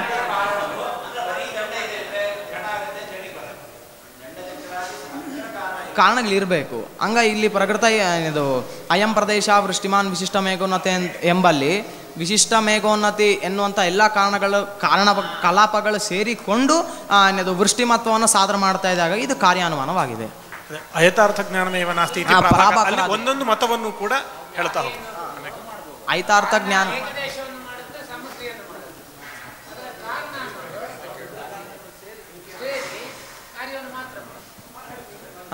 ಐತಾರ್ಥ ಜ್ಞಾನನೇ ಇಲ್ಲ ಅಂತ ಪ್ರಾಭಾಕರಾದಿಗಳು ಹೇಳ್ತಾರೆ. ಈ ರೀತಿಯಾಗಿ ಹೇಳೋದು ಸರಿಯಲ್ಲ. ಯಾಕೆ ಅಂತಂದರೆ ಒಂದು ಅನುಭವನೂ ಇದೆ, ಇನ್ನೊಂದು ಪರಾಮರ್ಶನೂ ಇದೆ. ಏನು ಅನುಭವ ಅಂತಂದರೆ ಐತಾರ್ಥ ಇದಂ ಬ್ರಜಂ ಇತಿ ಐತಾರ್ಥ ಜ್ಞಾನವಾನ್ ಅಹಂ ಅಂತ ಅನುಭವನೂ ಇದೆ. ಇದಂ ಬ್ರಜಂ ಎನ್ನುವಂಥ ಜ್ಞಾನ ಐತಾರ್ಥ ಜ್ಞಾನ ಅಂತ ನಂಗೆ ಅನುಭವನೂ ಇದೆ.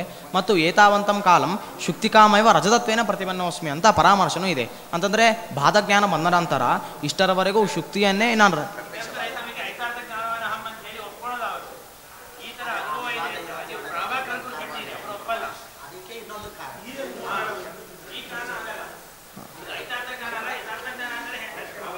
ಅದೇ ಪರಾಮರ್ಶ ಇದೆ. ಏತಾವಂತಂ ಕಾಲಂ ಶುಕ್ತಿಕಾಮೇವ ರಜತತ್ವೇನ ಪ್ರತಿಪನ್ನೋಸ್ಮಿ ಅಂದರೆ ಇಷ್ಟರವರೆಗೂ ಶುಕ್ತಿಯನ್ನೇ ರಜತತ್ವೇನ ತಿಳಿದಿದ್ದೇನೆ ಅಂತ ಪರಾಮರ್ಶನಿದೆ. ಹಾಗಾಗಿ ನೀವು ಐತಾರ್ಥ ಜ್ಞಾನ ಇಲ್ಲ ಅಂತ ಹೇಳಿಕ್ಕೆ ಬರಲ್ಲ.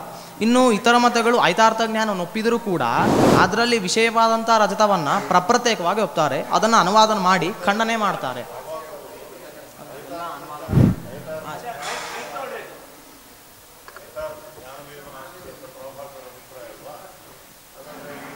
ಭ್ರಾಂತಿ ಸ್ಥಳದಲ್ಲಿ ಯಾವ ರೀತಿ ನಿರ್ವಾಹ ಮಾಡ್ತಾರೆ ಅವರು? ಇದಂ ಶುಕ್ತಿಯನ್ನು ನೋಡಿ ಇದಂ ರೂಪಂ ಅಂತ ಭ್ರಾಂತಿ ಬರುತ್ತೆ ಅಲ್ಲ, ಮತ್ತು ಅದನ್ನ ಏನಂತ ಹೇಳ್ತಾರೆ ಅವರು, ಯಾವ ರೀತಿ ನಿರ್ವಹಿಸ್ತಾರೆ ಅದನ್ನ? ಸರಿ, ಇದಂ ಎನ್ನುವಂಥದ್ದು ಪ್ರತ್ಯಕ್ಷ, ರಜತ ಎನ್ನುವಂಥದ್ದು ಸ್ಮೃತಿ ಅಂತ ಹೇಳ್ತಾರೆ.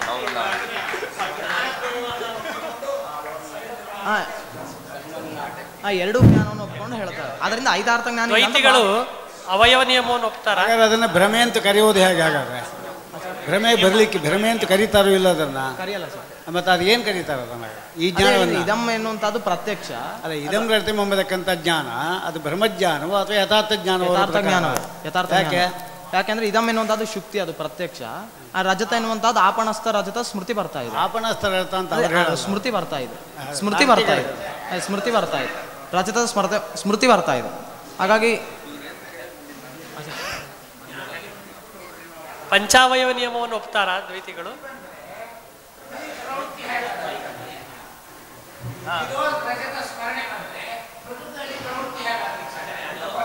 ಅಂದ್ರೆ ಅದರಲ್ಲಿ ಕೂಡ ಹೊಳೆಯುವಂತ ಶಕ್ತಿ ಇದೆ ಸರ್.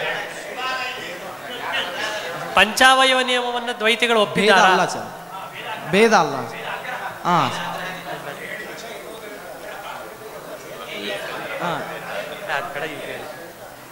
ಸುಧಾದಲ್ಲಿ ಕೇಳ್ಬೋಣ. ಪಂಚಾವಯವ ನಿಯಮವನ್ನು ದ್ವೈತಿಗಳು ಒಪ್ಪಿದಾರ? ಯಾರು ಸರ್? ಪಂಚಾವಯವ ನಿಯಮವನ್ನ ದ್ವೈತಿಗಳು ಒಪ್ಪಿದಾರ? ಇಲ್ಲ ಸರ್. ಹೇಗೆ?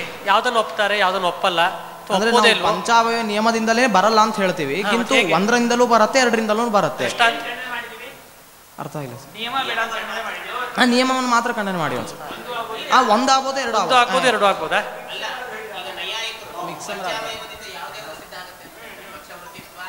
ಪ್ರತಿಜ್ಞಾ ಹೇತು ಪ್ರತಿಜ್ಞಾ ಅಂದರೆ ಪಂಚಾವಯವಾಕ್ಯ ಅನುಮಾನ ಎರಡು ವಿಧ, ಸ್ವಾರ್ಥಾನುಮಾನ, ಪರಾರ್ಥಾನುಮಾನ ಅಂತ. ಈ ಪರಾರ್ಥಾನುಮಾನ ಪಂಚಾವಯವಾಕ್ಯದಿಂದ ಬರುತ್ತೆ ಅಂತ ಹೇಳ್ತಾರೆ. ಸರ್ ಹೇಳ್ತೀನಿ. ಪ್ರತಿಜ್ಞಾ ಹೇತು ಉದಾಹರಣ ಉಪನಯ ನಿಗಮನಾನೆ ಅಂತ ನೈಯಾಯಿಕಾದಿಗಳು ಹೇಳ್ತಾರೆ. ಇದನ್ನೇ ವೈಶೇಷಿಗಳು ಪ್ರತಿಜ್ಞಾ ಉಪದೇಶ ನಿದರ್ಶನ ಅನುಸಂಧಾನ ಪ್ರತ್ಯಾಮ್ನಾಯ ಅಂತ ಕರೀತಾರೆ. ಇವಾಗ ಪ್ರತಿಜ್ಞಾ ಅಂತಂದರೆ ಪಕ್ಷವಚನ ಪ್ರತಿಜ್ಞಾ ಅಂದರೆ ಈ ಪಕ್ಷವನ್ನು ತಿಳಿಸ್ಕೊಡುವಂಥದ್ದು, ಸಾಧ್ಯ ವಿಶಿಷ್ಟ ಪಕ್ಷವನ್ನು ತಿಳಿಸ್ಕೊಡುವಂಥದ್ದೇ ಪಕ್ಷವಚನ ಅಂತ ಕರೀತಾರೆ. ಉದಾಹರಣೆಗೆ ಅದೇ ಪ್ರಕೃತ ಪರ್ವತೋನಿಮಾನ ಅಂತ ಅದು ಪಕ್ಷವಚನ. ಇನ್ನು ಹೇತು ಅಂತಂದರೆ ಸಾಧನತ್ವಕ್ಯಾಪಕ ವಿಭಕ್ತ್ಯಂತಂ ಲಿಂಗವಚನಂ ಹೇತು ಅಂತಂದರೆ ಸಾಧನವನ್ನು ತಿಳಿಸಿಕೊಡುವಂತಹ ಸಾಧನತ್ವವನ್ನು ತಿಳಿಸಿಕೊಡುವಂತಹ ಪಂಚಮಿ ವಿಭಕ್ತ್ಯಂತವಾದಂತಹದ್ದೇ ಹೇತು. ಇವಾಗ ಧೂಮಾತ್ ಎನ್ನುವಂತಹದ್ದು ಸಾಧನವಾಗಿದೆ, ವನ್ಯ ಅನುಮಿತಿಗೆ ಸಾಧನವಾಗಿದೆ, ಅದು ಪಂಚಮಿ ವಿಭಕ್ತ್ಯಂತವಾಗಿದೆ, ಹಾಗಾಗಿ ಅದನ್ನೇ ಹೇತು ಅಂತ ಕರೀತಾರೆ. ಸಾಧನತ್ವಕ್ಯಾಪಕ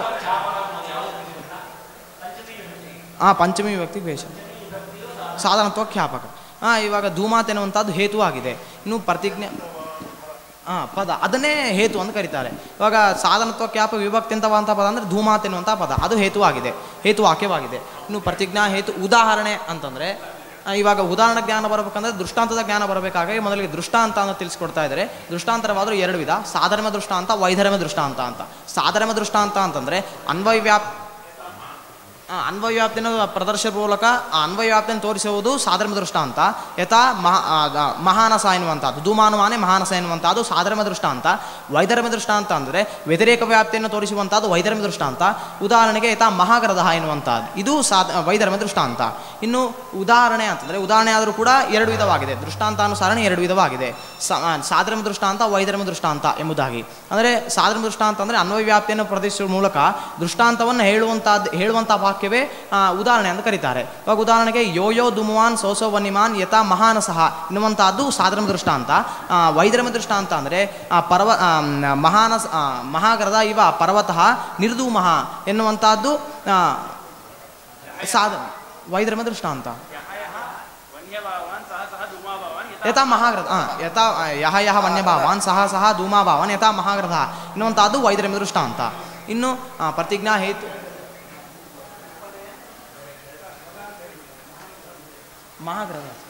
ಮಹಾಗ್ರಹ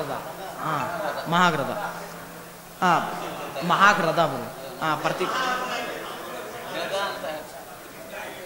ಉದಾಹರಣ ಉಪನಯ ನಿಗಮನ ಅಂದರೆ ಪುನಃ ಸಹೇತುಕಂ ನಿಗಮನ.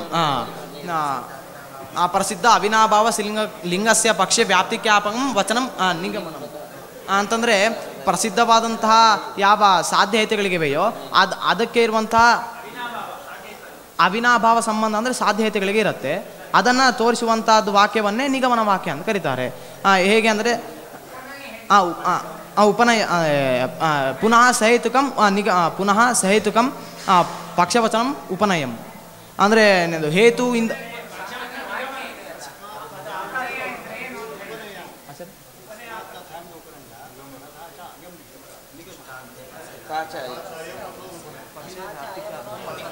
ದೃಷ್ಟಾಂತೆ ಪ್ರಸಿದ್ಧೌ ಅವಿನಾಭಾವಸ್ಯ ಲಿಂಗಸ್ಯ ಪಕ್ಷಸ್ಯ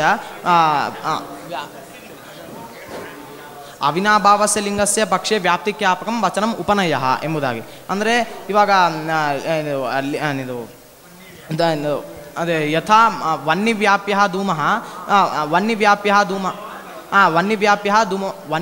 ಧೂಮವಾನ್ ಪರ್ವತಃ ಎನ್ನುವಂಥದ್ದೇ ನಿಗಮನ ವಾಕ್ಯ, ಉಪನಯ ವಾಕ್ಯ. ಅನಧ್ಯವಸಾಯ ಅಂತಂದ್ರೆ ಏನಪ್ಪ? ಅನಧ್ಯವಸಾಯ ಅಂದ್ರೆ ಏನು? ಉದಾಹರಣೆ ಎಲ್ಲಿ ಸೇರುತ್ತೆ? ಅನಧ್ಯವಸಾಯ ಸ್ವಪ್ನ ಸಂಶಯದಲ್ಲಿ ಏನಂತ ಪ್ರಭಾವ ಆಗುತ್ತೆ. ಏನಾದ್ರೂ ಆಕಾರ ಹೇಳ್ತೀನಿ. ಸಂಶಯ ಎರಡು ವಿಧ, ನಿರ್ದಿಷ್ಟ ಕೋಟಿಕ ಅನಿರ್ದಿಷ್ಟ ಕೋಟಿಕ. ಅನಿರ್ದಿಷ್ಟ ಕೋಟೆ ಎರಡು ವಿಧ, ಸಮಾನ ಅನೇಕ ಕೋಟಿಕ ಅನ್ಯತರ ಕೋಟಿ ಪ್ರಧಾನ ಅಂತ. ಉದಾಹರಣೆ ಕೊಡಬಹುದಾ? ಇವಾಗ ಸಂಭಾವನಾ ಅಂತ ಅನಧ್ಯವಸಾಯ ಅಂತಂದ್ರೆ ಬಾಕ್ಯಾಲಿ ಪ್ರದೇಶೆ ಪುರುಷೇನಾನೇನ ಭವಿತವ್ಯಂ ಎನ್ನುವಂಥದ್ದೇ. ಅದು ಏಕಕೋಟಿಕ ಕಿಂಸಂಗ್ನ ಕೋಯಂ ವೃಕ್ಷ ಎನ್ನುವಂಥದ್ದೇ ಅನಧ್ಯವಸಾಯ. ಒಬ್ಬ ವ್ಯಕ್ತಿಯು ದೂರದಿಂದ ಒಂದು ವನವನ್ನು ನೋಡ್ತಾನೆ, ಆ ವನದಲ್ಲಿ ಅನೇಕ ವೃಕ್ಷಗಳನ್ನು ಕೂಡ ನೋಡ್ತಾನೆ. ಅವಾಗ ಅವನಿಗೆ ಸಂಶಯ ಬರುತ್ತೆ, ಕಿಂಸಂಗ್ನ ಕೋಯಂ ವೃಕ್ಷ ಎಂಬುದಾಗಿ. ಇದನ್ನು ಸಂಶಯ ಅಲ್ಲ ಅಂತ ಹೇಳ್ತಾರೆ. ಯಾಕೆ ಅಂತಂದರೆ ಇಲ್ಲಿ ಕೋಟಿಗಳು ಅನೇಕ ಇದೆ. ಇವಾಗ ಊರ್ಧತಾ ಜ್ಞಾನದಿಂದ ಸ್ಥಾಣುರ್ವ ಪುರುಷ ಅಂತ ಸಂಶಯ ಬರ್ತಾ ಇದೆ, ಅಲ್ಲಿ ಕೋಟಿಗಳು ಎರಡಿದೆ, ಸ್ಥಾಣುತ್ವ ಪುರುಷತ್ವ ಎಂಬುದಾಗಿ. ಪ್ರಕೃತ ಇಲ್ಲಿ ಕಿಂಸಂಗ್ನ ಕೋಯಂ ವೃಕ್ಷ ಅಂತ ಸಂಶಯ ಬರಬೇಕು ಅಂತಾದರೆ ಇಲ್ಲಿ ವೃಕ್ಷಗಳು ಅನೇಕ ಇದೆ. ಹಾಗಾಗಿ ಇದು ಸಂಶಯ ಹೇಗಾಗತ್ತೆ ಅಂತಂದರೆ ಆ ಕೋಟಿಯ ನಿರ್ದೇಶ ಇಲ್ಲ, ಹಾಗಾಗಿ ಇದು ಸಂಶಯ ಹೇಗಾಗತ್ತೆ ಅಂತಂದರೆ ಇಲ್ಲ, ಸಂಶಯ ಎರಡು, ನಿರ್ದಿಷ್ಟ ಕೋಟಿಕ ಅನಿರ್ದಿಷ್ಟ ಕೋಟಿಕ ಅಂತ. ಇಲ್ಲಿ ಕೋಟಿಗಳನ್ನು ನಿರ್ದೇಶ ಮಾಡಲಿಕ್ಕೆ ಬರುವುದಿಲ್ಲ, ಹಾಗಾಗಿ ಅನಧ್ಯವಸಾಯ ಎನ್ನುವಂಥ. ಯಾಕಂದ್ರೆ ವೃಕ್ಷಗಳು ಅನೇಕ ಕೋಟಿಗಳ ಸ್ಮೃತಿ ಇದೆ, ಕೋಟಿಗಳ ಸ್ಮೃತಿ ಇದೆ, ಉಪಸ್ಥಿತವಾಗಿದೆ ಕೋಟಿಗಳು, ಆದರೆ ಗೌರವ ನಿರ್ದೇಶ ಮಾಡಿಲ್ಲ ಅಷ್ಟೇ. ಇಲ್ಲ ಗೌರವ ಬರುತ್ತೆ ಸರ್. ಇನ್ನೊಂದು ಹೇಳ್ತೀನಿ ಸರ್. ಇನ್ನೊಂದು ಇದು ಆದ್ದರಿಂದ ಇದು ಅನಿರ್ದಿಷ್ಟ ಕೋಟಿಗೆ ಸಂಶಯವಾಗಿದೆ. ಇವಾಗ ಇದು ಸಂಶಯ ಅಲ್ಲ ಅಂತ ಆಕ್ಷೇಪ ಮಾಡ್ತಾ ಇದ್ದಾರೆ. ಯಾಕೆ ಅಂತಂದರೆ ಅವನು ಪ್ರವೃತ್ತಿ ಮಾಡಿದಾಗ ವನದಲ್ಲಿ ಹೋದಾಗ ಅಲ್ಲಿ ಪನಸ ವೃಕ್ಷದ ಜ್ಞಾನ ಇರುತ್ತೆ, ಆದರೆ ಚೂತ ವೃಕ್ಷದ ಜ್ಞಾನ ಇರಲ್ಲ. ಆದರೆ ಪನಸ ವೃಕ್ಷದ ಭೇದ ಚೂತ ವೃಕ್ಷದಲ್ಲಿದೆ ಅಂತ ಜ್ಞಾನ ಇರುತ್ತೆ. ಆದ್ದರಿಂದ ಎಲ್ಲಿ ಭೇದ ಇರುತ್ತೋ ಅಲ್ಲಿ ಸಂಶಯ ಬರಬಾರ್ದು. ಮತ್ತೆ ಇಲ್ಲಿ ಪನಸ ಭೇದ ಚೂತ ವೃಕ್ಷದಲ್ಲಿ ಇದೆ ಅಂತ ತಿಳಿದಾಯಿದ್ದೇನೆ, ಹಾಗಾಗಿ ಇದು ಸಂಶಯ ಹೇಗಾಗತ್ತೆ ಅಂತಂದರೆ ಅಲ್ಲಿ ಕೇವಲ ಕಿಂಸಂಗಿನ ವೃಕ್ಷ ಅಂತ ಬಂದರೂ ಕೂಡ ಅದು ಆ ವೃಕ್ಷದ ಪನಸ ವೃಕ್ಷದ ಜ್ಞಾನ ಇದೆ, ಈ ವೃಕ್ಷದ ಜ್ಞಾನ ಇಲ್ಲ. ಈ ವೃಕ್ಷದ ಹೆಸರೇನಂತ ತಿಳಿಯಬೇಕಂತ ಅದು ಜಿಜ್ಞಾಸೆ ಹೊರತು ಅದು ಜ್ಞಾನನೇ ಅಲ್ಲ. ಆದ್ದರಿಂದ ಅದು ಸಂಶಯದಲ್ಲಿ ಅಂತರ್ಭಾವ. ಜ್ಞಾತು ಇಚ್ಛಾ ನಾಮ ಇದು ತಿಳಿಯಬೇಕಂತ ಇಚ್ಛೆ ಬಂತು.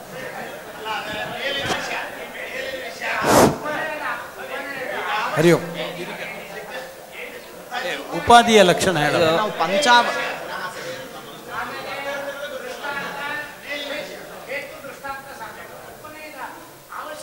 ಅಲ್ಲ ಸರ್, ನಾವು ಪಂಚಾವಯವಾಕ್ಯ ನಿಯಮನೇ ಇಲ್ಲ ಅಂತ ಹೇಳ್ತೀವಿ ಆಚಾರ್ಯ. ಅಂದರೆ ಉಪನಯದಿಂದ ಒಂದೇ ಬರಲ್ಲ, ಅಂದರೆ ಪಕ್ಷವಚನದಿಂದಲೂ ಬರುತ್ತೆ, ಹೇತುವಿಂದಲೂ ಬರುತ್ತೆ, ಎಲ್ಲ ಮಿಲಿತವಾಗಿಯೂ ಬರುತ್ತೆ, ಒಂದೊಂದಿಂದಲೂ ಬರುತ್ತೆ. ಉಪನಯದಿಂದಲೇ ಬರುತ್ತೆ ಅಂತ ಹೇಳಿಕ್ ಬರಲ್ಲ. ಅನುಪಲಬ್ಧಿಯನ್ನು ಯಾವ ಪ್ರಮಾಣದಲ್ಲಿ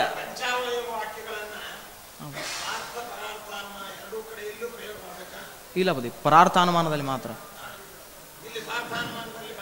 ಇಲ್ಲ ಬೇಡ. ಅದೇ ಯತ್ ಸ್ವಯಮೇವ ಲಿಂಗಜ್ಞಾನ ತತ್ ಸ್ಮರಣಿತ ಲಿಂಗ ವ್ಯಾಪ್ತಿ ಜ್ಞಾನ ತತ್ ಸ್ಮರಣ ಸಹಿತ ಲಿಂಗಜ್ಞಾನ ಉತ್ಪತ್ತಿತೆ ತತ್ ಸ್ವಾರ್ಥಾನುಮಾನಂ. ಅಂದರೆ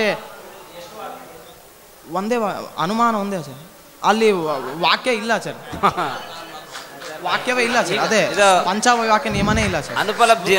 ಅನುಪಲಬ್ಧಿಯನ್ನು ಯಾವ ಪ್ರಮಾಣದಲ್ಲಿ ಅಂತರ್ಭಾವ ಮಾಡ್ತೇವೆ? ಅನುಮಾನ ಪ್ರಮಾಣ. ಮೊದಲು ಅನುಪಲಬ್ಧಿಯನ್ನು ನಿರೂಪಣೆ ಮಾಡಬೇಕು. ಅದನ್ನು ಯಥಾಯೋಗವಾಗಿ ಪ್ರತ್ಯಕ್ಷ ಅನುಮಾನ ಆಗಮದಲ್ಲಿ ಕೂಡ ಅಂತರ್ಭಾವ ಆಗುತ್ತೆ. ಒಂದನ್ನು ಮಾಡಿ ತೋರಿಸ್ತೀನಿ. ಇವಾಗ ನಿರೂಪಣೆ ಮಾಡಿ, ಅನುಪಲಬ್ಧಿಯನ್ನು ನಿರೂಪಣೆ ಮಾಡಿ. ಅಭಾವ ಜ್ಞಾನ ಕಾರಣಂ ಅಭಾವ ಪ್ರಮಾಣಂ ನಮ್ಮ ಅನುಪಲಬ್ಧಿ. ಅಭಾವ ಜ್ಞಾನಕ್ಕೆ ಯಾವುದು ಸಾಧನವೋ ಅದನ್ನೇ ಅಭಾವ, ಅದನ್ನೇ ಅನುಪಲಬ್ಧಿ ಅಂತ ಕರೀತಾರೆ. ಇದು ಯಥಾಯೋಗವಾಗಿ ಮೂರಲ್ಲೂ ಕೂಡ ಅಂತರ್ಭಾವ ಆಗುತ್ತೆ. ಮೊದಲಿಗೆ ಪ್ರತ್ಯಕ್ಷದಿಂದ ಹೇಗೆ ಅಭಾವ ಜ್ಞಾನ ಬರುತ್ತೆ ಅಂತಂದರೆ, ಆಗಮದಿಂದ ಹೇಗೆ ಬರುತ್ತೆ ಅಂತಂದರೆ, ಇವಾಗ ಕೌರವಾದಿಗಳ ಅಭಾವ ಇದೆ, ಇವಾಗ ಕೌರವಾದಿಗಳ ಅಭಾವ ಜ್ಞಾನ ಮಹಾಭಾರತ ಇತ್ಯಾದಿ ಗ್ರಂಥದಿಂದ ಬರ್ತಾ ಇದೆ. ಹಾಗಾಗಿ ಇದು ಆಗಮಜನ್ಯ ಆಯ್ತದೆ, ಆಗಮದಲ್ಲಿ ಏನು ಅಂತರ್ಭಾವ ಆಗುತ್ತೆ. ಇನ್ನು ಇದು ಅನುಮಾನದಿಂದ ಹೇಗೆ ಬರುತ್ತೆ ಅಂತಂದರೆ,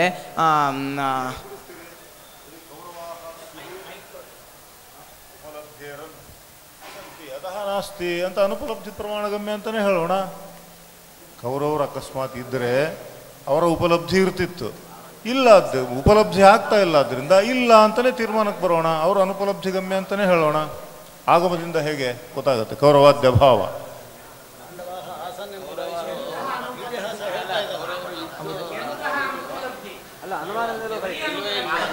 ಅನುಮಾನದಿಂದಲೂ ಬರ್ತದೆ.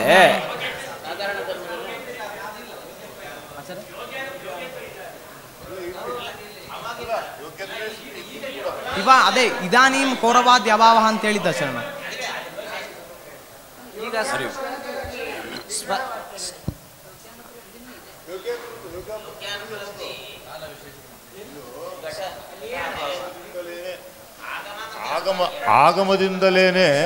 ಆಗಮದಿಂದ ಅಂದರೆ ಝಟಿತಿ ಆಗಮ ಶ್ರವಣಾನಂತರಮೇವ ಅಭಾವಜ್ಞಾನಂ ಭವತಿ.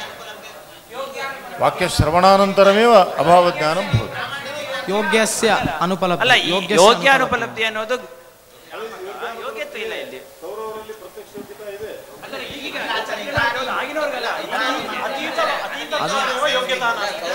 ಅಲ್ಲ, ಯೋಗ್ಯತಾ ಅನ್ನೋ ಶಬ್ದಕ್ಕೆ ಅರ್ಥ ಅಲ್ಲ ಆಚಾರ್ಯ, ಯೋಗ್ಯತಾ ಅನ್ನೋ ಶಬ್ದವನ್ನ ಪ್ರತ್ಯಕ್ಷ ಸ್ಥಳದಲ್ಲಿ ಮಾತ್ರ ಉಪಯೋಗಿಸೋದು. ಪ್ರತ್ಯಕ್ಷ ಯಾವತ್ತು ವರ್ತಮಾನ ಮಾತ್ರ ಗ್ರಾಹಿ ಆದ್ರಿಂದ ಯೋಗ್ಯತಾ ಅಂದ್ರೆ ಈ ವರ್ತಮಾನ ಕಾಲಿನ ಪದಾರ್ಥದಲ್ಲೇ ವಿಚಾರ ಬರೋದು.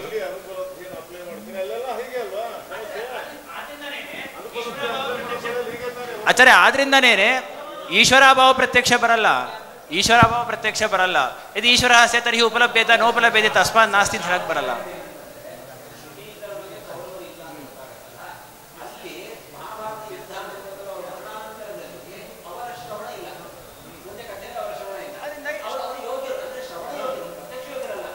ಸರಿ ಸರಿ. ಅದರಿಂದ ಏನಾಯ್ತು ನೀವು ಅಂತ ಹೇಳಿದ್ರೆ,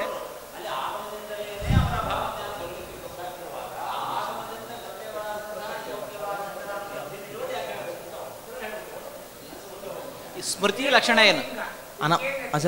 ಸ್ಮೃತಿ ಲಕ್ಷಣ ಯಥಾರ್ಥಂ ಅಲ್ಲ, ಸ್ಮೃತಿ ಅದೇ ಯಥಾರ್ಥತ್ವ ಅಲ್ಲಲ್ಲ. ನಾವು ಸ್ಮೃತಿಯ ಪ್ರಾಮಾಣ್ಯವನ್ನು ಸಾಧನೆ ಮಾಡ್ಬೇಕಲ್ವಾ ಆಚಾರ್ಯ? ಸ್ಮೃತಿ ಅಂದ್ರೆ ಏನು? ಯಥಾರ್ಥ ಜ್ಞಾನ ಆಚಾರ್ಯ. ಸ್ಮೃತಿ ಅಲ್ಲಲ್ಲ, ಇನ್ನೊಂದು ಸ್ಮೃತಿ ಏನು ವ್ಯತ್ಯಾಸ?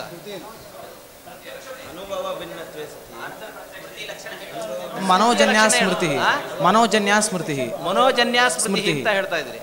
ಇಲ್ಲಿ ನಮಗೆ ಸಂಸ್ಕಾರ ಅದನ್ನ ಹೇಳ್ಬೇಕು. ಸಂಸ್ಕಾರ ಸಹಕೃತ ಮನೋಜನ್ಯ ಸ್ಮೃತಿ. ಹಾಗಾದ್ರೆ ಸಂಸ್ಕಾರ ಹೇಗೆ ಹುಟ್ಟುತ್ತೆ? ಅನುಭವದಿಂದ ಹುಟ್ಟುತ್ತೆ. ಅನುಭವ ಅಯಂಘಟ ಅಂತ ಅನುಭವ. ಒಂದು ಉದಾಹರಣೆ ಕೊಡ್ತಾರ ಸರ್? ಒಂದ್ ನಿಮಿಷ. ಅಯಂಘಟ ಅಂತ ಅನುಭವ ಹುಟ್ಟಿರುತ್ತೆ, ಆದ್ರೆ ಅದು ಸ್ಮರಣೆ ಬರಬೇಕಾದ್ರೆ ಸಹಘಟ ಅಂತ ಬರುತ್ತೆ. ಇಲ್ಲಿ ಘಟ ಸಮಾನ ವಿಷಯಕತ್ವ ಇದೆ, ಅಲ್ಲಿ ಸಹ ಅನ್ನೋದು ಹೋಗಿ ತತ್ ಅಂತ ಆಯ್ತು. ಇದು ಎಲ್ಲಿಂದ ಬಂತು? ಯಾಕೆಂದ್ರೆ ಅನುಭವದಲ್ಲಿ ಅದು ಕಂಡಿಲ್ಲ, ಆದ್ರೆ ಸ್ಮೃತಿಯಲ್ಲಿ ಕಾಣಿಸ್ತಾ ಇದೆ. ನಮಗೆ ನೇರವಾಗಿ ಸ್ಮರಣೆ ಬರಬೇಕು ಅಂತಂದ್ರೆ ನೇರವಾಗಿ ಬರ್ಲಿಕ್ಕೆ ಸಾಧ್ಯ ಇಲ್ಲ, ಅದು ಅನುಭವದಿಂದನೇ ಬರಬೇಕು. ಅಂದ್ರೆ ಇದರಿಂದ ಯಾವುದು ಸಾಮಗ್ರಿ ಬೇಕು ಅಲ್ವಾ? ಅಂದ್ರೆ ಕಾಣ್ತಾ ಇದೆ ಬನಮಂದಿ. ಅನುಭವ ಸಮಾನ ವಿಷಯ ಸಂಸ್ಕಾರಜನ್ಯ ಸ್ಮೃತಿ ಅರ್ಥಂ ನಿವರ್ತ ಪೂರ್ವಾವಸ್ಥೆಯ ವಿಷಯೀಕುರ್ವತ್ ಅಂತ ಹೇಳ್ತಾರೆ. ಅನುಭವದಲ್ಲಿ ಏನೇನು ತೋರಿರುತ್ತೋ ಅದೇ ಸಂಸ್ಕಾರದಲ್ಲಿ ತೋರಿರುತ್ತೆ. ಅನುಭವ ಏನಂತ ಬರುತ್ತೆ? ಅಯಂ ಘಟ ಅಂತ ಅನುಭವ, ಅಯಂ ಘಟ ಅಂತ ಅನುಭವ ಬರುತ್ತೆ. ಅಂದರೆ ಏತದ್ದೇಶ ಏತತ್ ಕಾಲ ವಿಶಿಷ್ಟ ಘಟ ಅಂತ ಬರುತ್ತೆ. ಸಂಸ್ಕಾರವು ಕೂಡ ಏತದ್ದೇಶ ಏತತ್ ಕಾಲ ವಿಶಿಷ್ಟ ಅಂತ ಬರುತ್ತೆ, ಸಂಸ್ಕಾರ ಬರುತ್ತೆ. ಆದರೆ ಸಂಸ್ಕಾರದಿಂದ ಜನ್ಯವಾದಂಥ ಸ್ಮೃತಿ ಮಾತ್ರ ತದ್ದೇಶದ ಕಾಲ ವಿಶಿಷ್ಟ ಎಂಬುದಾಗಿ ಹೇಗೆ ವಿಷಯಕರಿಸುತ್ತೆ? ಹಾಗಾಗಿ ಇಲ್ಲದೇ ಇರುವಂತಾದ ವಿಷಯಕರಿಸುತ್ತೆ. ಹಾಗಾಗಿ ಈ ಸ್ಮೃತಿ ಆಯ್ತಾರ್ಥ ಅಂತ ಹೇಳ್ತೀವಿ, ಅಪ್ರಮಾಣ. ಆಚಾ ಅದು ಅವ ಒಂದೇ ಉತ್ತರ ಕೊಟ್ಬಿಟ್ಟಿವ ಸರ್. ನಿವೃತ್ತ ಪೂರ್ವಾವಸ್ಥಾಯ ನಿವೃತ್ತ ಪೂರ್ವಾವಸ್ಥಾ ತದ್ದೇಶ ತತ್ಕಾಲ ಅನ್ನುವಂಥದ್ದು ನಿವೃತ್ತವಾಗಿದೆ, ಅದನ್ನು ವಿಷಯಕರಿಸ್ತಾ ಇದ್ದಾಗೆ ಅದು ಆಯ್ತಾರ್ಥ ಅಂತ ಹೇಳಿದ್ವಿ. ಆದರೆ ಅದು ಆ ರೀತಿಯಾಗಿ ವಿಷಯಕರಿಸ್ತಾ ಇಲ್ಲ. ಯತಃ ಯದ್ದೇಶ ಕಾಲ ಸಂಬಂಧಿತಯ ಯದ್ವಸ್ತು ಜ್ಞಾನೇನ ಯಾದೃಶಂ ಗೃಹ್ಯತೆ ತದ್ದೇಶ ಕಾಲಯೋ ತಸ್ಯ ತಥಾತ್ವಂ ಅಂತಂದರೆ, ಇವಾಗ ಅನುಭವ ಬಂದ ದೇಶ ಕಾಲದ ಅನುಭವ ಬಂದಲ್ಲಿ ಏನಂತ ಬರ್ತಾ ಇದೆ? ಸಹ ಅಯಂ ಘಟ ಅಂತ ಬರ್ತಾ ಇದೆ. ಅಂದರೆ ತದ್ದೇಶ ತತ್ಕಾಲ ಸಂಬಂಧ, ಅಂದರೆ ಏತದ್ದೇಶ ತತ್ಕಾಲ ಸಂಬಂಧ ಘಟಕ್ಕೆ ತೋರ್ತಾ ಇದೆ. ಆದರೆ ಸ್ಮೃತಿ ಏನಂತ ಹೇಳ್ತಾ ಇದೆ? ಸಹ ಘಟ ಅಂತ ಹೇಳ್ತಾ ಇದೆ. ಅಂದರೆ ಆ ಅನುಭವ ಒಂದೇ ದೇಶ ಕಾಲದ ಸಂಬಂಧ ಘಟಕ್ಕೆ ಇತ್ತು ಅಂತ ಹೇಳ್ತಾ ಇದೆ. ಹಾಗಾಗಿ ಇರುವಂತಹದನ್ನು ಹೇಳ್ತಾ ಇದೆ. ಹಾಗಾಗಿ ಯಥಾರ್ಥ. ಅದೇ ಇನ್ನೊಂದು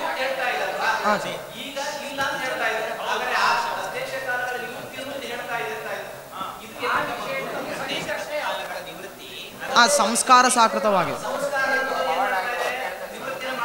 ಅದೇ ಸರ್ ಮನೋಜನ್ಯ ಸ್ಮೃತಿ ಅಂತ ಹೇಳ್ತೀವಾಗ ಮನಸ್ಸಿಗೆ ಸಂಸ್ಕಾರವೆಂಬ ಸಹಕಾರಿ ಇರೋಣದರಿಂದ ಅನನುಭೂತವಾದಂತಹದ್ದನ್ನು ಸ್ಮೃತಿ. ಲಕ್ಷಣದ ಲಕ್ಷಣ ಏನು? ಲಕ್ಷಣದ ಯಾವತ್ತು ಲಕ್ಷ್ಯ ಬರುತ್ತಿತ್ತು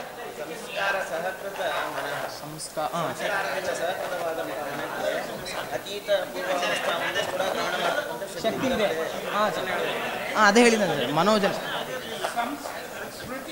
ಆಚಾರ್ಯ ಒಂದು ನಿಮಿಷ. ಲಕ್ಷಣದ ಲಕ್ಷಣ ಧರ್ಮಿಣಿ ವಿರುದ್ಧ ನಾನಾವಗಾಹಿ ಜ್ಞಾನತ್ವ. ಲಕ್ಷಣದ ಲಕ್ಷಣ ಅಂತ ಏಕಸ್ಮಿನ್ ಧರ್ಮಣಿ ವಿರುದ್ಧ ನಾನಾ ಅವಗಾಹಿ ಜ್ಞಾನತ್ವ ಸಂಶಯ ಅಂತ ಹೇಳಿದ್ದಾರೆ. ಇದಂ ರಜತಮ ಸಮನ್ವಯ ಆಗುತ್ತೋ ಇಲ್ಲೋ? ಆಗತ್ತೆ. ಇದಂ ತ್ವ ರಜತತ್ವ ರೂಪ ವಿರುದ್ಧ ಧರ್ಮದಲ್ಲಿ ನಾನಾತ್ವ ಅವಗಾಹಿ ಜ್ಞಾನ ಆಗೋಯಿತು. ಮತ್ತು ಇದು ಕೂಡ ಭ್ರಮೆ ಅಂತ ಹೇಳ್ತಾರೋ ಅಥವಾ ಸಂಶಯ ಅಂತ ಹೇಳ್ತಾರೆ? ಅಲ್ಲಿಲ್ಲ. ಏಕಸ್ಮಿನ್ ಧರ್ಮಣಿ ವಿರುದ್ಧ ನಾನಾ ಅವಗಾಹಿ ಜ್ಞಾನತ್ವ ಅಂದರೆ ಇದಂತ್ವ ಅಥವಾ ಶುಕ್ತಿತ್ವ ಮತ್ತು ರಜತತ್ವ ಅವಗಾಹಿ ಜ್ಞಾನ ಆಯಿತು.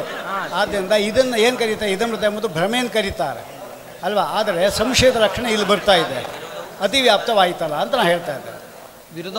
ವಿರೋಧವು ಭಾಸ ಲಕ್ಷಣ ಸಮನ್ವಯ ಆಯ್ತಾ ಇಲ್ಲ? ಈಗ ಇನ್ನೇನು ಸೇರಿಸೋಂಗಿಲ್ಲ ಅಲ್ವಾ? ಇಲ್ಲಿ ನಿಷ್ಕರ್ಷ ಮಾಡಿದ ಲಕ್ಷಣದ ಮೇಲೆ ನಾವು ಹೇಳ್ತಾ ಇರೋದು. ವಿರೋಧವು ಭಾಸಮಾನವಾಗಿದೆ. ಲಕ್ಷಣದ ಲಕ್ಷಣ ಹೇಳಪ್ಪ. ಲಕ್ಷಣದ ಲಕ್ಷಣ ಏನು? ಹೌದು, ಲಕ್ಷಣಸ್ಯ ಲಕ್ಷಣಂ ಕಿಂ? ಅದೇ ಯಹ ಧರ್ಮಃ ಲಕ್ಷ್ಯ ವ್ಯಾಪ್ತ್ಯ ವರ್ತತೆ ನ ವರ್ತತೆ ಚಂದ್ರ ಸಹ ಧರ್ಮ ಲಕ್ಷ್ಯ. ಸಮನ್ವಯ ಸಮನ್ವಯ ಸಮನ್ವಯ ಸಮನ್ವಯ. ಅದಕ್ಕೆ ಅಲ್ಲ ಅಲ್ಲಿ ಸಮನ್ವಯ ಮಾಡು. ಅಲ್ಲಲ್ಲ, ಆರಂಭದಿಂದ ಬರಲಿ, ಸಮನ್ವಯ ಮಾಡು. ಸಮನ್ವಯ ಮಾಡಿ. ಯಹ ಧರ್ಮ ಶಾಸ್ತ್ರಾಧಿಮತ್ವಂ ಗೋಹ ಲಕ್ಷಣಂ ಅಂತ ಹೇಳಿದಾಗ ಯಹ ಧರ್ಮ ಶಾಸ್ತ್ರಾಧಿಮತ್ವ ರೂಪಧರ್ಮ ಲಕ್ಷ್ಯತ್ವಾವಚಿನ ಸರ್ವಗವಿ ವರ್ತತೆ ನಾಮ ಅಲಕ್ಷ್ಯೆ ಮಹಿಷಾದಿಷು ನ ವರ್ತತೆ ಇತಿ ಕೃತ್ವ ಶಾಸ್ತ್ರಾಧಿಮತ್ವಂ ಲಕ್ಷಣಸ್ಯ ಲಕ್ಷ್ಯಂ ಭವತಿ. ಅಲ್ಲ, ಇದು ನೈಯಾಯಿಕರ ಲಕ್ಷಣ ಆಯಿತು. ಯಾಕೆಂದ್ರೆ ನಾವು ಭಿನ್ನಾಚ ಭಿನ್ನ ಧರ್ಮಾಚ ಪದ ಸಾದೃಶ್ಯ ಅಂತ ಹೇಳಿದ್ವಿ. ಯಹ ಧರ್ಮ ಅಂದ್ರೆ ಯತ್ ಸದೃಶೋ ಧರ್ಮ ಅಂತ ಅರ್ಥ. ಯತ್ ಸದೃಶೋ ಧರ್ಮ ಅಂದ್ರೆ ಇಲ್ಲಿ ಶಬ್ದಖಂಡದಲ್ಲಿ ಪದಗಳಿಗೆ ದೋಷ, ವಿಪರೀತ ಬೋಧಕತ್ವ ಇತ್ಯಾದಿ. ಅಬೋಧಕತ್ವ, ವಿಪರೀತ ಬೋಧಕತ್ವ, ಜ್ಞಾತ ಜ್ಞಾಪಕತ್ವ, ಅಪ್ರಯೋಜಕತ್ವ, ಅನಭಿಮತ ಪ್ರಯೋಜನತ್ವ, ಅಶಕ್ಯ ಸಾಧನ ಪ್ರತಿಪಾದನತ್ವ, ಲಘೂಪಾಯ ಸತಿ ಗುರುಪಾಯ ಉಪದೇಶನತ್ವ ಎನ್ನುವಂತಹ ದೋಷಗಳು. ಅಲ್ಲ, ಇದು ಸಾದೃಶ್ಯ. ಹರಿ ಓಂ. ಸಾದೃಶ್ಯವು ಭಿನ್ನ ಭಿನ್ನ. ಸಾದೃಶ್ಯ ಇದೆಯಲ್ಲ, ಹಿಂದೆ ಸದೃಶಗತವಾದ. ಹೌದು, ಅಲ್ಲ, ಸದೃಶಗತವಾದ ಧರ್ಮ ಸಾದೃಶ್ಯ ಆದ್ರಿಂದ, ಸಾದೃಶ್ಯ ಅನ್ನೋದು ಒಂದು ಧರ್ಮ ಆದ್ರಿಂದ ಅದು ಭಿನ್ನ ಭಿನ್ನ ಅಲ್ವಾ?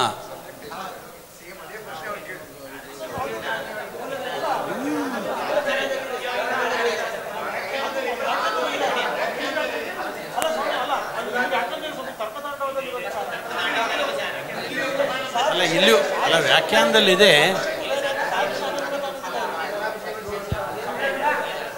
ಅಲ್ಲ, ಈ ಹುಡುಗನ ಪರೀಕ್ಷೆ ಸಮಯ ಮುಗಿತಾ ಇದೆ. ಈ ವಿದ್ಯಾರ್ಥಿ ಪರೀಕ್ಷೆ ಸಮಯ ಮುಗಿತಾ ಇದೆ. ಅದರಿಂದ ಯಾವುದಾದ್ರೂ ಒಂದು ಪ್ರಶ್ನೆ ಕೇಳಿ ಕೊನೆಗೆ ಮುಗಿಸೋಣ. ಬೇಗ ಸರ್.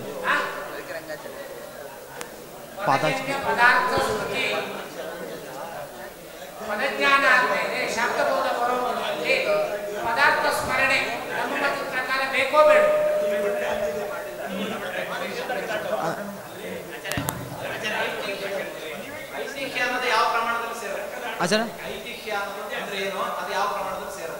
ಅನಿರ್ದಿಷ್ಟ ಪ್ರವರ್ತಕಂ ಪ್ರವಾದ ಪಾರಂಪರ್ಯಂ ಐತಿಕ್ಯಂ ಅಂದ್ರೆ ಈ ವಾಕ್ಯ ಇವರಿಂದ ಬಂದಿದೆ ಅಂತ ಹೇಳಿಕ್ಕಾಗಲ್ಲ, ಅದನ್ನ ಐತಿಕ್ಯ ಅಂತ ಕರೀತಾರೆ. ಪ್ರಾಮಾಣ್ಯಂ ಸ್ವತಃ ಅಲ್ಲಿ ಇದು ವಟೆ ವೈಶ್ರವಣಾಸ್ತಿ ಅಂತ ವಾಕ್ಯ. ವಟೆ ವೈಶ್ರವಣಾಸ್ತಿ ಅನ್ನುವಂಥದ್ದು ವಾಕ್ಯ. ಇದು ಯಾರಿಂದ ಬಂದಿದೆ ಅಂತ ಹೇಳಲಿಕ್ಕೆ ಬರ್ತಾ ಇಲ್ಲ. ಹಾಗಾಗಿ ಇದು ಅನಿಷ್ಟ ಪ್ರವಕ್ತೃಕವಾಯ್ತಾಗ ಇದು ಐತಿಕ್ಯ ಅಂತ ಕರೀತಾರೆ.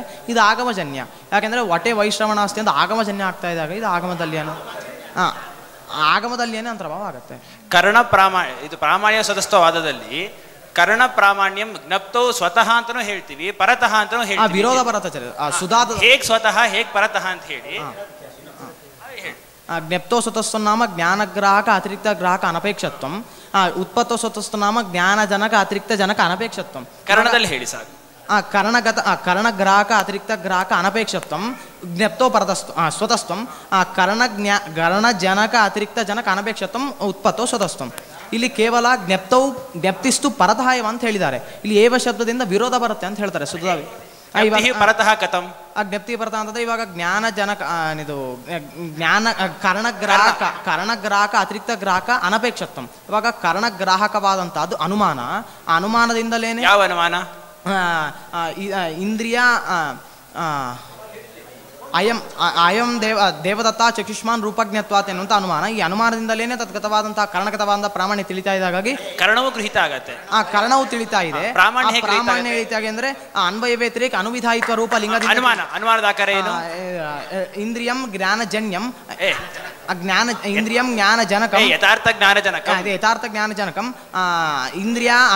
ಇಂದ್ರಿಯಾನ್ವಯ ವ್ಯತಿರೇಕ ಯಥಾರ್ಥ ಜ್ಞಾನ ಅನ್ವಯ ವ್ಯತಿರೇಕ ಅನುವಿಧಾಯಿತ್ವ. ಯಥಾರ್ಥ ಜ್ಞಾನ ಅನ್ವಯ ವ್ಯತಿರೇಕ ಅನುವಿಧಾಯಿತ್ವ. ಇದು ಪರತಃ ಅಂತ ಆಯ್ತು. ಅಥವಾ ಸ್ವತಃ ಅಂತಲೂ ಕೂಡಿಸಬಹುದು ವಿರೋಧ ಬಂದಾಗ. ವಿರೋಧ ಬರುತ್ತೆ. ಜ್ಞಪ್ತೋ ಸ್ವತಸ್ತ್ವ ನಾಮ ಜ್ಞಾನಜನಕ ಅತಿರಿಕ್ತ ಜನಕ ಅನಪೇಕ್ಷತ್ವಂ. ಅಲ್ಲ ಇಲ್ಲೇನೆ ಕರ್ಣಜನಕ ಅತಿರಿಕ್ತ ಜನಕ ಅಲ್ಲ ಗ್ರಾಹಕದಲ್ಲೇನೆ ಅಲ್ಲ. ನಿಮಿಷ ಪ್ರಶ್ನೆ ಕೇಳಿಸ್ಕೊ. ಇಲ್ಲೇನೆ ಪರತಃ ಅಂತನೂ ಹೇಳ್ಬೋದು ಸ್ವತಃ ಅಂತನೂ ಹೇಳ್ಬೋದು ಅಂತ ಹೇಳಿದಾರಲ್ವಾ? ಪರತಃ ಹೇಗೆ ಅಂತ ನಿರೂಪಣೆ ಮಾಡಿದ್ವಿ. ಸ್ವತಃ ಹೇಗೆ? ಜ್ಞಪ್ತೋ ಸ್ವತಃ ಕರ್ಣಗ್ರಾಹಕ ಅತಿರಿಕ್ತ ಗ್ರಾಹಕ ಅನಪೇಕ್ಷತ್ವಂ ಜ್ಞಪ್ತೋ ಸ್ವತಸ್ತ್ವಂ. ಇವಾಗ ಆತರ ಬರಲ್ಲ.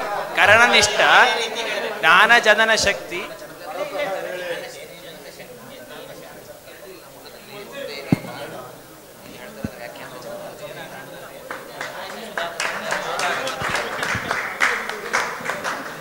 ಆಯ್ತಾ ಮುಗಿತು. ಇನ್ನೊಂದು ಕೇಳಿದ್ರೆ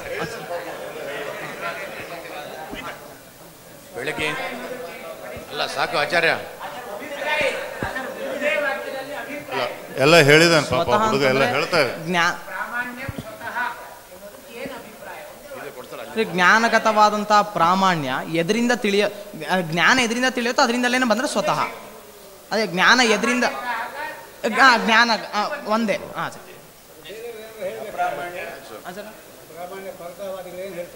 ಅಲ್ಲ ಪ್ರಾತಃ ಕಾಲದಿಂದ ನಾವು ಪ್ರಾಮಾಣ್ಯ ಸ್ವತಃ ಅಂತ ಹೇಳ್ತೇವೆ, ಅಪ್ರಾಮಾಣ್ಯ ಪರತ ಅಂತ ಹೇಳ್ತೇವೆ ನಾವು. ಪರೀಕ್ಷೆ ಇಲ್ಲಿಗೆ ಮುಗಿತು. ನೈಯಾಯಿಕಾದಿಗಳು ಪ್ರಾಮಾಣ್ಯ ಅದೇ ಹೇಳ್ತೀನಿ ಜ್ಞಾನಗತ ಪ್ರಾಮಾಣ್ಯ ಜ್ಞಾನಗತ ಅಪ್ರಾಮಾಣ್ಯ ಎರಡೂ ಪರತಃ ಅಂತಾನೆ ಹೇಳ್ತಾರೆ. ಜ್ಞಪ್ತೋ ಉತ್ಪತ್ತೋ ಪರತಃ ಅಂತ ಹೇಳ್ತಾರೆ.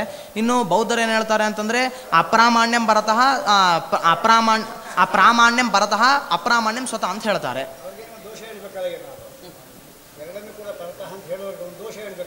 ಅಲ್ಲ ಆಚಾರ್ಯ ಪರೀಕ್ಷಾ ಸಮಯ ಮುಗಿದಿದೆ.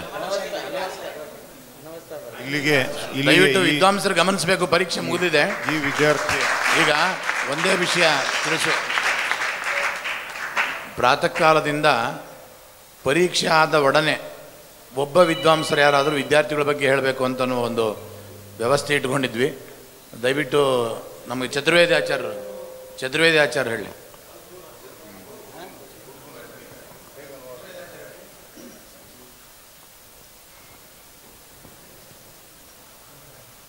ಶ್ರೀ ಗುರುಭ್ಯೋ ನಮಃ ಪರಮಗುರುಭ್ಯೋ ನಮಃ ಶ್ರೀಮದಾನಂದತೀರ್ಥ ಭಗವತ್ಪಾದಾಚಾರ್ಯೇಭ್ಯೋ ನಮಃ.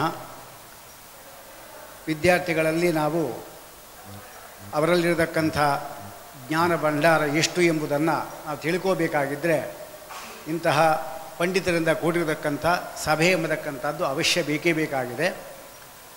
ಇಲ್ಲಿರತಕ್ಕಂಥ ಪಂಡಿತರಲ್ಲೂ ಕೂಡ ವಿದ್ಯಾಪೀಠದಲ್ಲಿ ಮತ್ತು ಮಂತ್ರಾಲಯದಲ್ಲಿ ಮತ್ತು ವಿವಿಧ ಕಡೆಯಲ್ಲಿ ಪಂಡಿತರಾಗಿರ್ತಕ್ಕಂಥವರು ಅವರ ಮುಂದೆ ಈ ಹುಡುಗ ಎಂಬತಕ್ಕಂಥವನು ಪೂರ್ಣವಾಗಿ ಲಕ್ಷ್ಮೀಶ ಅಲ್ಲ ಲಕುಮೀಶ ಆಯಿತು. ಅದೇ ಒಂದು ತದ್ಭವ ಒಂದು ತತ್ಸಮ ಅಷ್ಟೇ. ಆ ಲಕುಮೀಶ ಏನಿದ್ದಾನವನು ವಿಶೇಷವಾಗಿ ಪಂಡಿತರು ಕೇಳಿರತಕ್ಕಂಥ ಅಷ್ಟು ಪ್ರಶ್ನೆಗಳಿಗೂ ಕೂಡ ಸ್ವಲ್ಪ ಆಚೆ ಈಚೆ ಸ್ವಲ್ಪ ಮಾಡಿದ್ರು ಕೂಡ ಅದು ಯಾಕಂದರೆ ಇಷ್ಟು ಜನ ಪ್ರಶ್ನೆ ಕೇಳಿದಾಗ ಯಾರಿಗೂ ಗಾಬರಿ ಆಗುತ್ತೆ. ನಮಗೆ ಇಷ್ಟು ಜನ ಪ್ರಶ್ನೆ ಕೇಳಿದ್ರು ಕೂಡ ಗಾಬರಿ ಆಗೋದೇನೆ. ಆದರೂ ಕೂಡ ಯಾವ ಉತ್ತರವನ್ನು ಕೂಡ ಬಿಟ್ಟಿಲ್ಲ, ಎಲ್ಲವನ್ನೂ ಕೂಡ ಸ್ಪಷ್ಟವಾಗಿ ಹೇಳಿದ್ದಾನೆ. ಆದ್ದರಿಂದ ಅವನಿಗೆ ಎಲ್ಲರೂ ಕೂಡ ವಿಶೇಷವಾಗಿ ಇನ್ನೂ ಇಂತಹ ಒಂದು ಯಾಕೆಂದರೆ ಪ್ರಾಮಾಣ್ಯ ಸ್ವತಸ್ಥವಾಗಲಿ ಪ್ರತಿಯೊಂದು ವಿಚಾರ ಕೂಡ ಗಗನಾದ ವಿಚಾರವನ್ನೇ ಎಲ್ಲ ಪಂಡಿತಗಳು ಪ್ರಶ್ನೆ ಮಾಡಿದ್ದಾರೆ. ಅಷ್ಟು ಕೂಡ ಇಷ್ಟು ಸಭೆಯಲ್ಲಿ ದೊಡ್ಡ ಸಿಂಹಗಳ ಮಧ್ಯದಲ್ಲಿ ಒಂದು ಸಣ್ಣ ಹರಿಣಿ ಇದ್ದರೆ ಅದು ಯಾವ ರೀತಿ ಭಯ ಪಡ್ಕೊಳ್ತಾ ಭಯ ಇಲ್ಲದೇನೆ ಅಷ್ಟಕ್ಕೂ ಉತ್ತರ ಕೊಟ್ಟಿದ್ದರಿಂದ ಆ ಶಾಸ್ತ್ರದ ಪಾಂಡಿತ್ಯ ಅವನಲ್ಲಿ ಇದೆ ಎಂಬುದಾಗಿ ಮುಂದೆ ಇವನಿಂದ ಈ ಸಮಾಜ ಒಳ್ಳೆಯ ಉದ್ದಾಮ ಪಾಂಡಿತ್ಯವನ್ನು ನಾವು ನಿರೀಕ್ಷೆ ಮಾಡಬಹುದು ಎಂಬುದಾಗಿ ಹೇಳಿ ಅವರಿಗೆ ನಾವೆಲ್ಲರೂ ಕೂಡ ವಿಶೇಷವಾಗಿ ಆಶೀರ್ವಾದ ಮಾಡಿ ರಾಘವೇಂದ್ರ ತೀರ್ಥರ ಮತ್ತು ಎಲ್ಲ ವಿಶೇಷ ಗುರುಗಳ ಅನುಗ್ರಹ ಉಂಟಾಗಿ ಒಳ್ಳೆ ನಮ್ಮ ಸಾರಸ್ವತ ಪ್ರಪಂಚಕ್ಕೆ ದೊಡ್ಡ ಒಂದು ಪಂಡಿತನನ್ನು ಕೊಡುವಂತೆ ಆಗುವಾಗಲಿ ಎಂಬುದಾಗಿ ನಾವು ಪರಮಾತ್ಮನನ್ನು ಪ್ರಾರ್ಥನೆ ಮಾಡ್ತೇವೆ. ಕೃಷ್ಣಾರ್ಪಣ. ಲಕುಮೀಶನ ಪರೀಕ್ಷೆ ನೋಡಿದಾಗ ವಾಸ್ತವವಾಗಿ ಪ್ರಮಾಣ ಪದ್ಧತಿ ವೇದಾಂತ ಗ್ರಂಥದ ಮೊದಲೇ ಗ್ರಂಥ. ಈ ಗ್ರಂಥವನ್ನು ಪರೀಕ್ಷೆ ಕೊಡಬೇಕಾದ್ರೆ ಆ ಪರೀಕ್ಷೆ ಕೊಡ್ತಕ್ಕಂಥ ಹುಡುಗರಲ್ಲಿ ಒಂದು ಸಾಮಾನ್ಯ ಹೊಸ ಗ್ರಂಥ, ಹೊಸ ಸ್ಟೇಜು ಅಂತ ಅಳುಕಿರ್ತದೆ. ಆದರೆ ಲಕ್ಷ್ಮೇಶನ ಪರೀಕ್ಷೆ ನೋಡಿದಾಗ ಸುಧಾ ಪರೀಕ್ಷೆ ಕೂತಿದ್ದೀವೇನೋ ಅನ್ನೋ ರೀತಿಯಿಂದ ಅನುವಾದ ಪ್ರಕ್ರಿಯೆಗಳು ಮುಂತಾದವುಗಳನ್ನು ತುಂಬ ಚೆನ್ನಾಗಿ ವರ್ಣನೆ ಮಾಡಿದ್ದಾರೆ. ಆದ್ದರಿಂದ ಅವನು ಲಘುಮೀಶ ರಾಯರ ಅನುಗ್ರಹದಿಂದ ಮತ್ತು ಅವರ ಸ್ವಾಮಿಗಳ ಅನುಗ್ರಹ, ಅವರು ಪಾಠ ಮಾಡಿರ್ತಕ್ಕಂಥ ಆಚಾರ ಅನುಗ್ರಹದಿಂದ ವಾಗೀಶ ಆಗಿದ್ದಾನೆ ಅಂತ ನಾವು ಭಾವಿಸ್ತಾ ಒಳ್ಳೆಯದಾಗಿ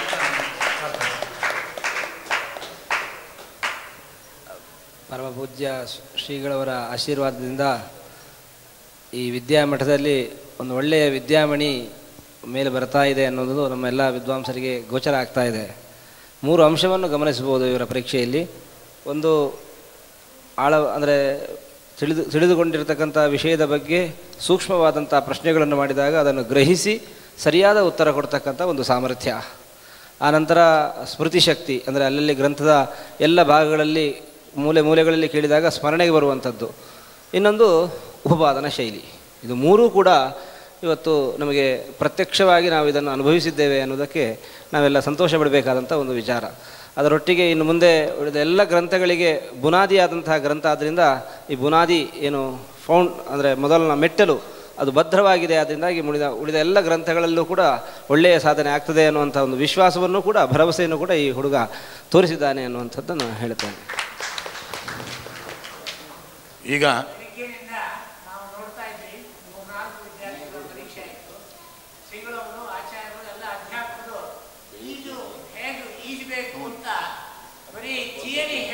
ಹೇಳಿದ್ದಾರೆ. ಆದರೆ ಎಲ್ಲ ವಿದ್ಯಾರ್ಥಿಗಳು ಅವ್ರ ಥಿಯರಿ ಹೇಳಿಬಿಟ್ಟು ಅವ್ರನ್ನ ಕೆರೆಗೆ ಅಥವಾ ಹೊಳೆಗೆ ಅವರನ್ನು ದೂಡ್ಬಿಟ್ಟಿದ್ದಾರೆ. ಆದರೆ ಮಕ್ಕಳು ಪ್ರತಿಯೊಬ್ಬರು ಕೂಡ ಪ್ರತ್ಯುತ್ಪನ್ನ ಮತಿಗಳಾಗಿ ಸ್ವತಃ ಪ್ರತಿಭೆಯಿಂದ ಈಜನ್ನು ಚೆನ್ನಾಗಿ ಕಲ್ತಿದ್ದಾರೆ. ಹಾಗೆ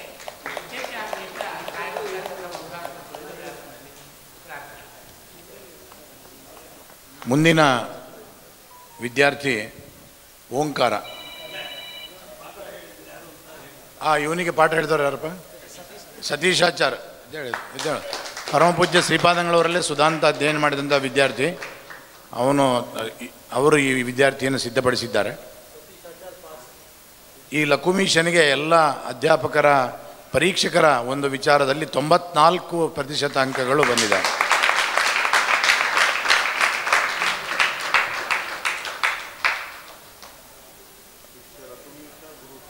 ಮುಂದೆ ಓಂಕಾರ ಅನ್ನತಕ್ಕಂಥ ವಿದ್ಯಾರ್ಥಿ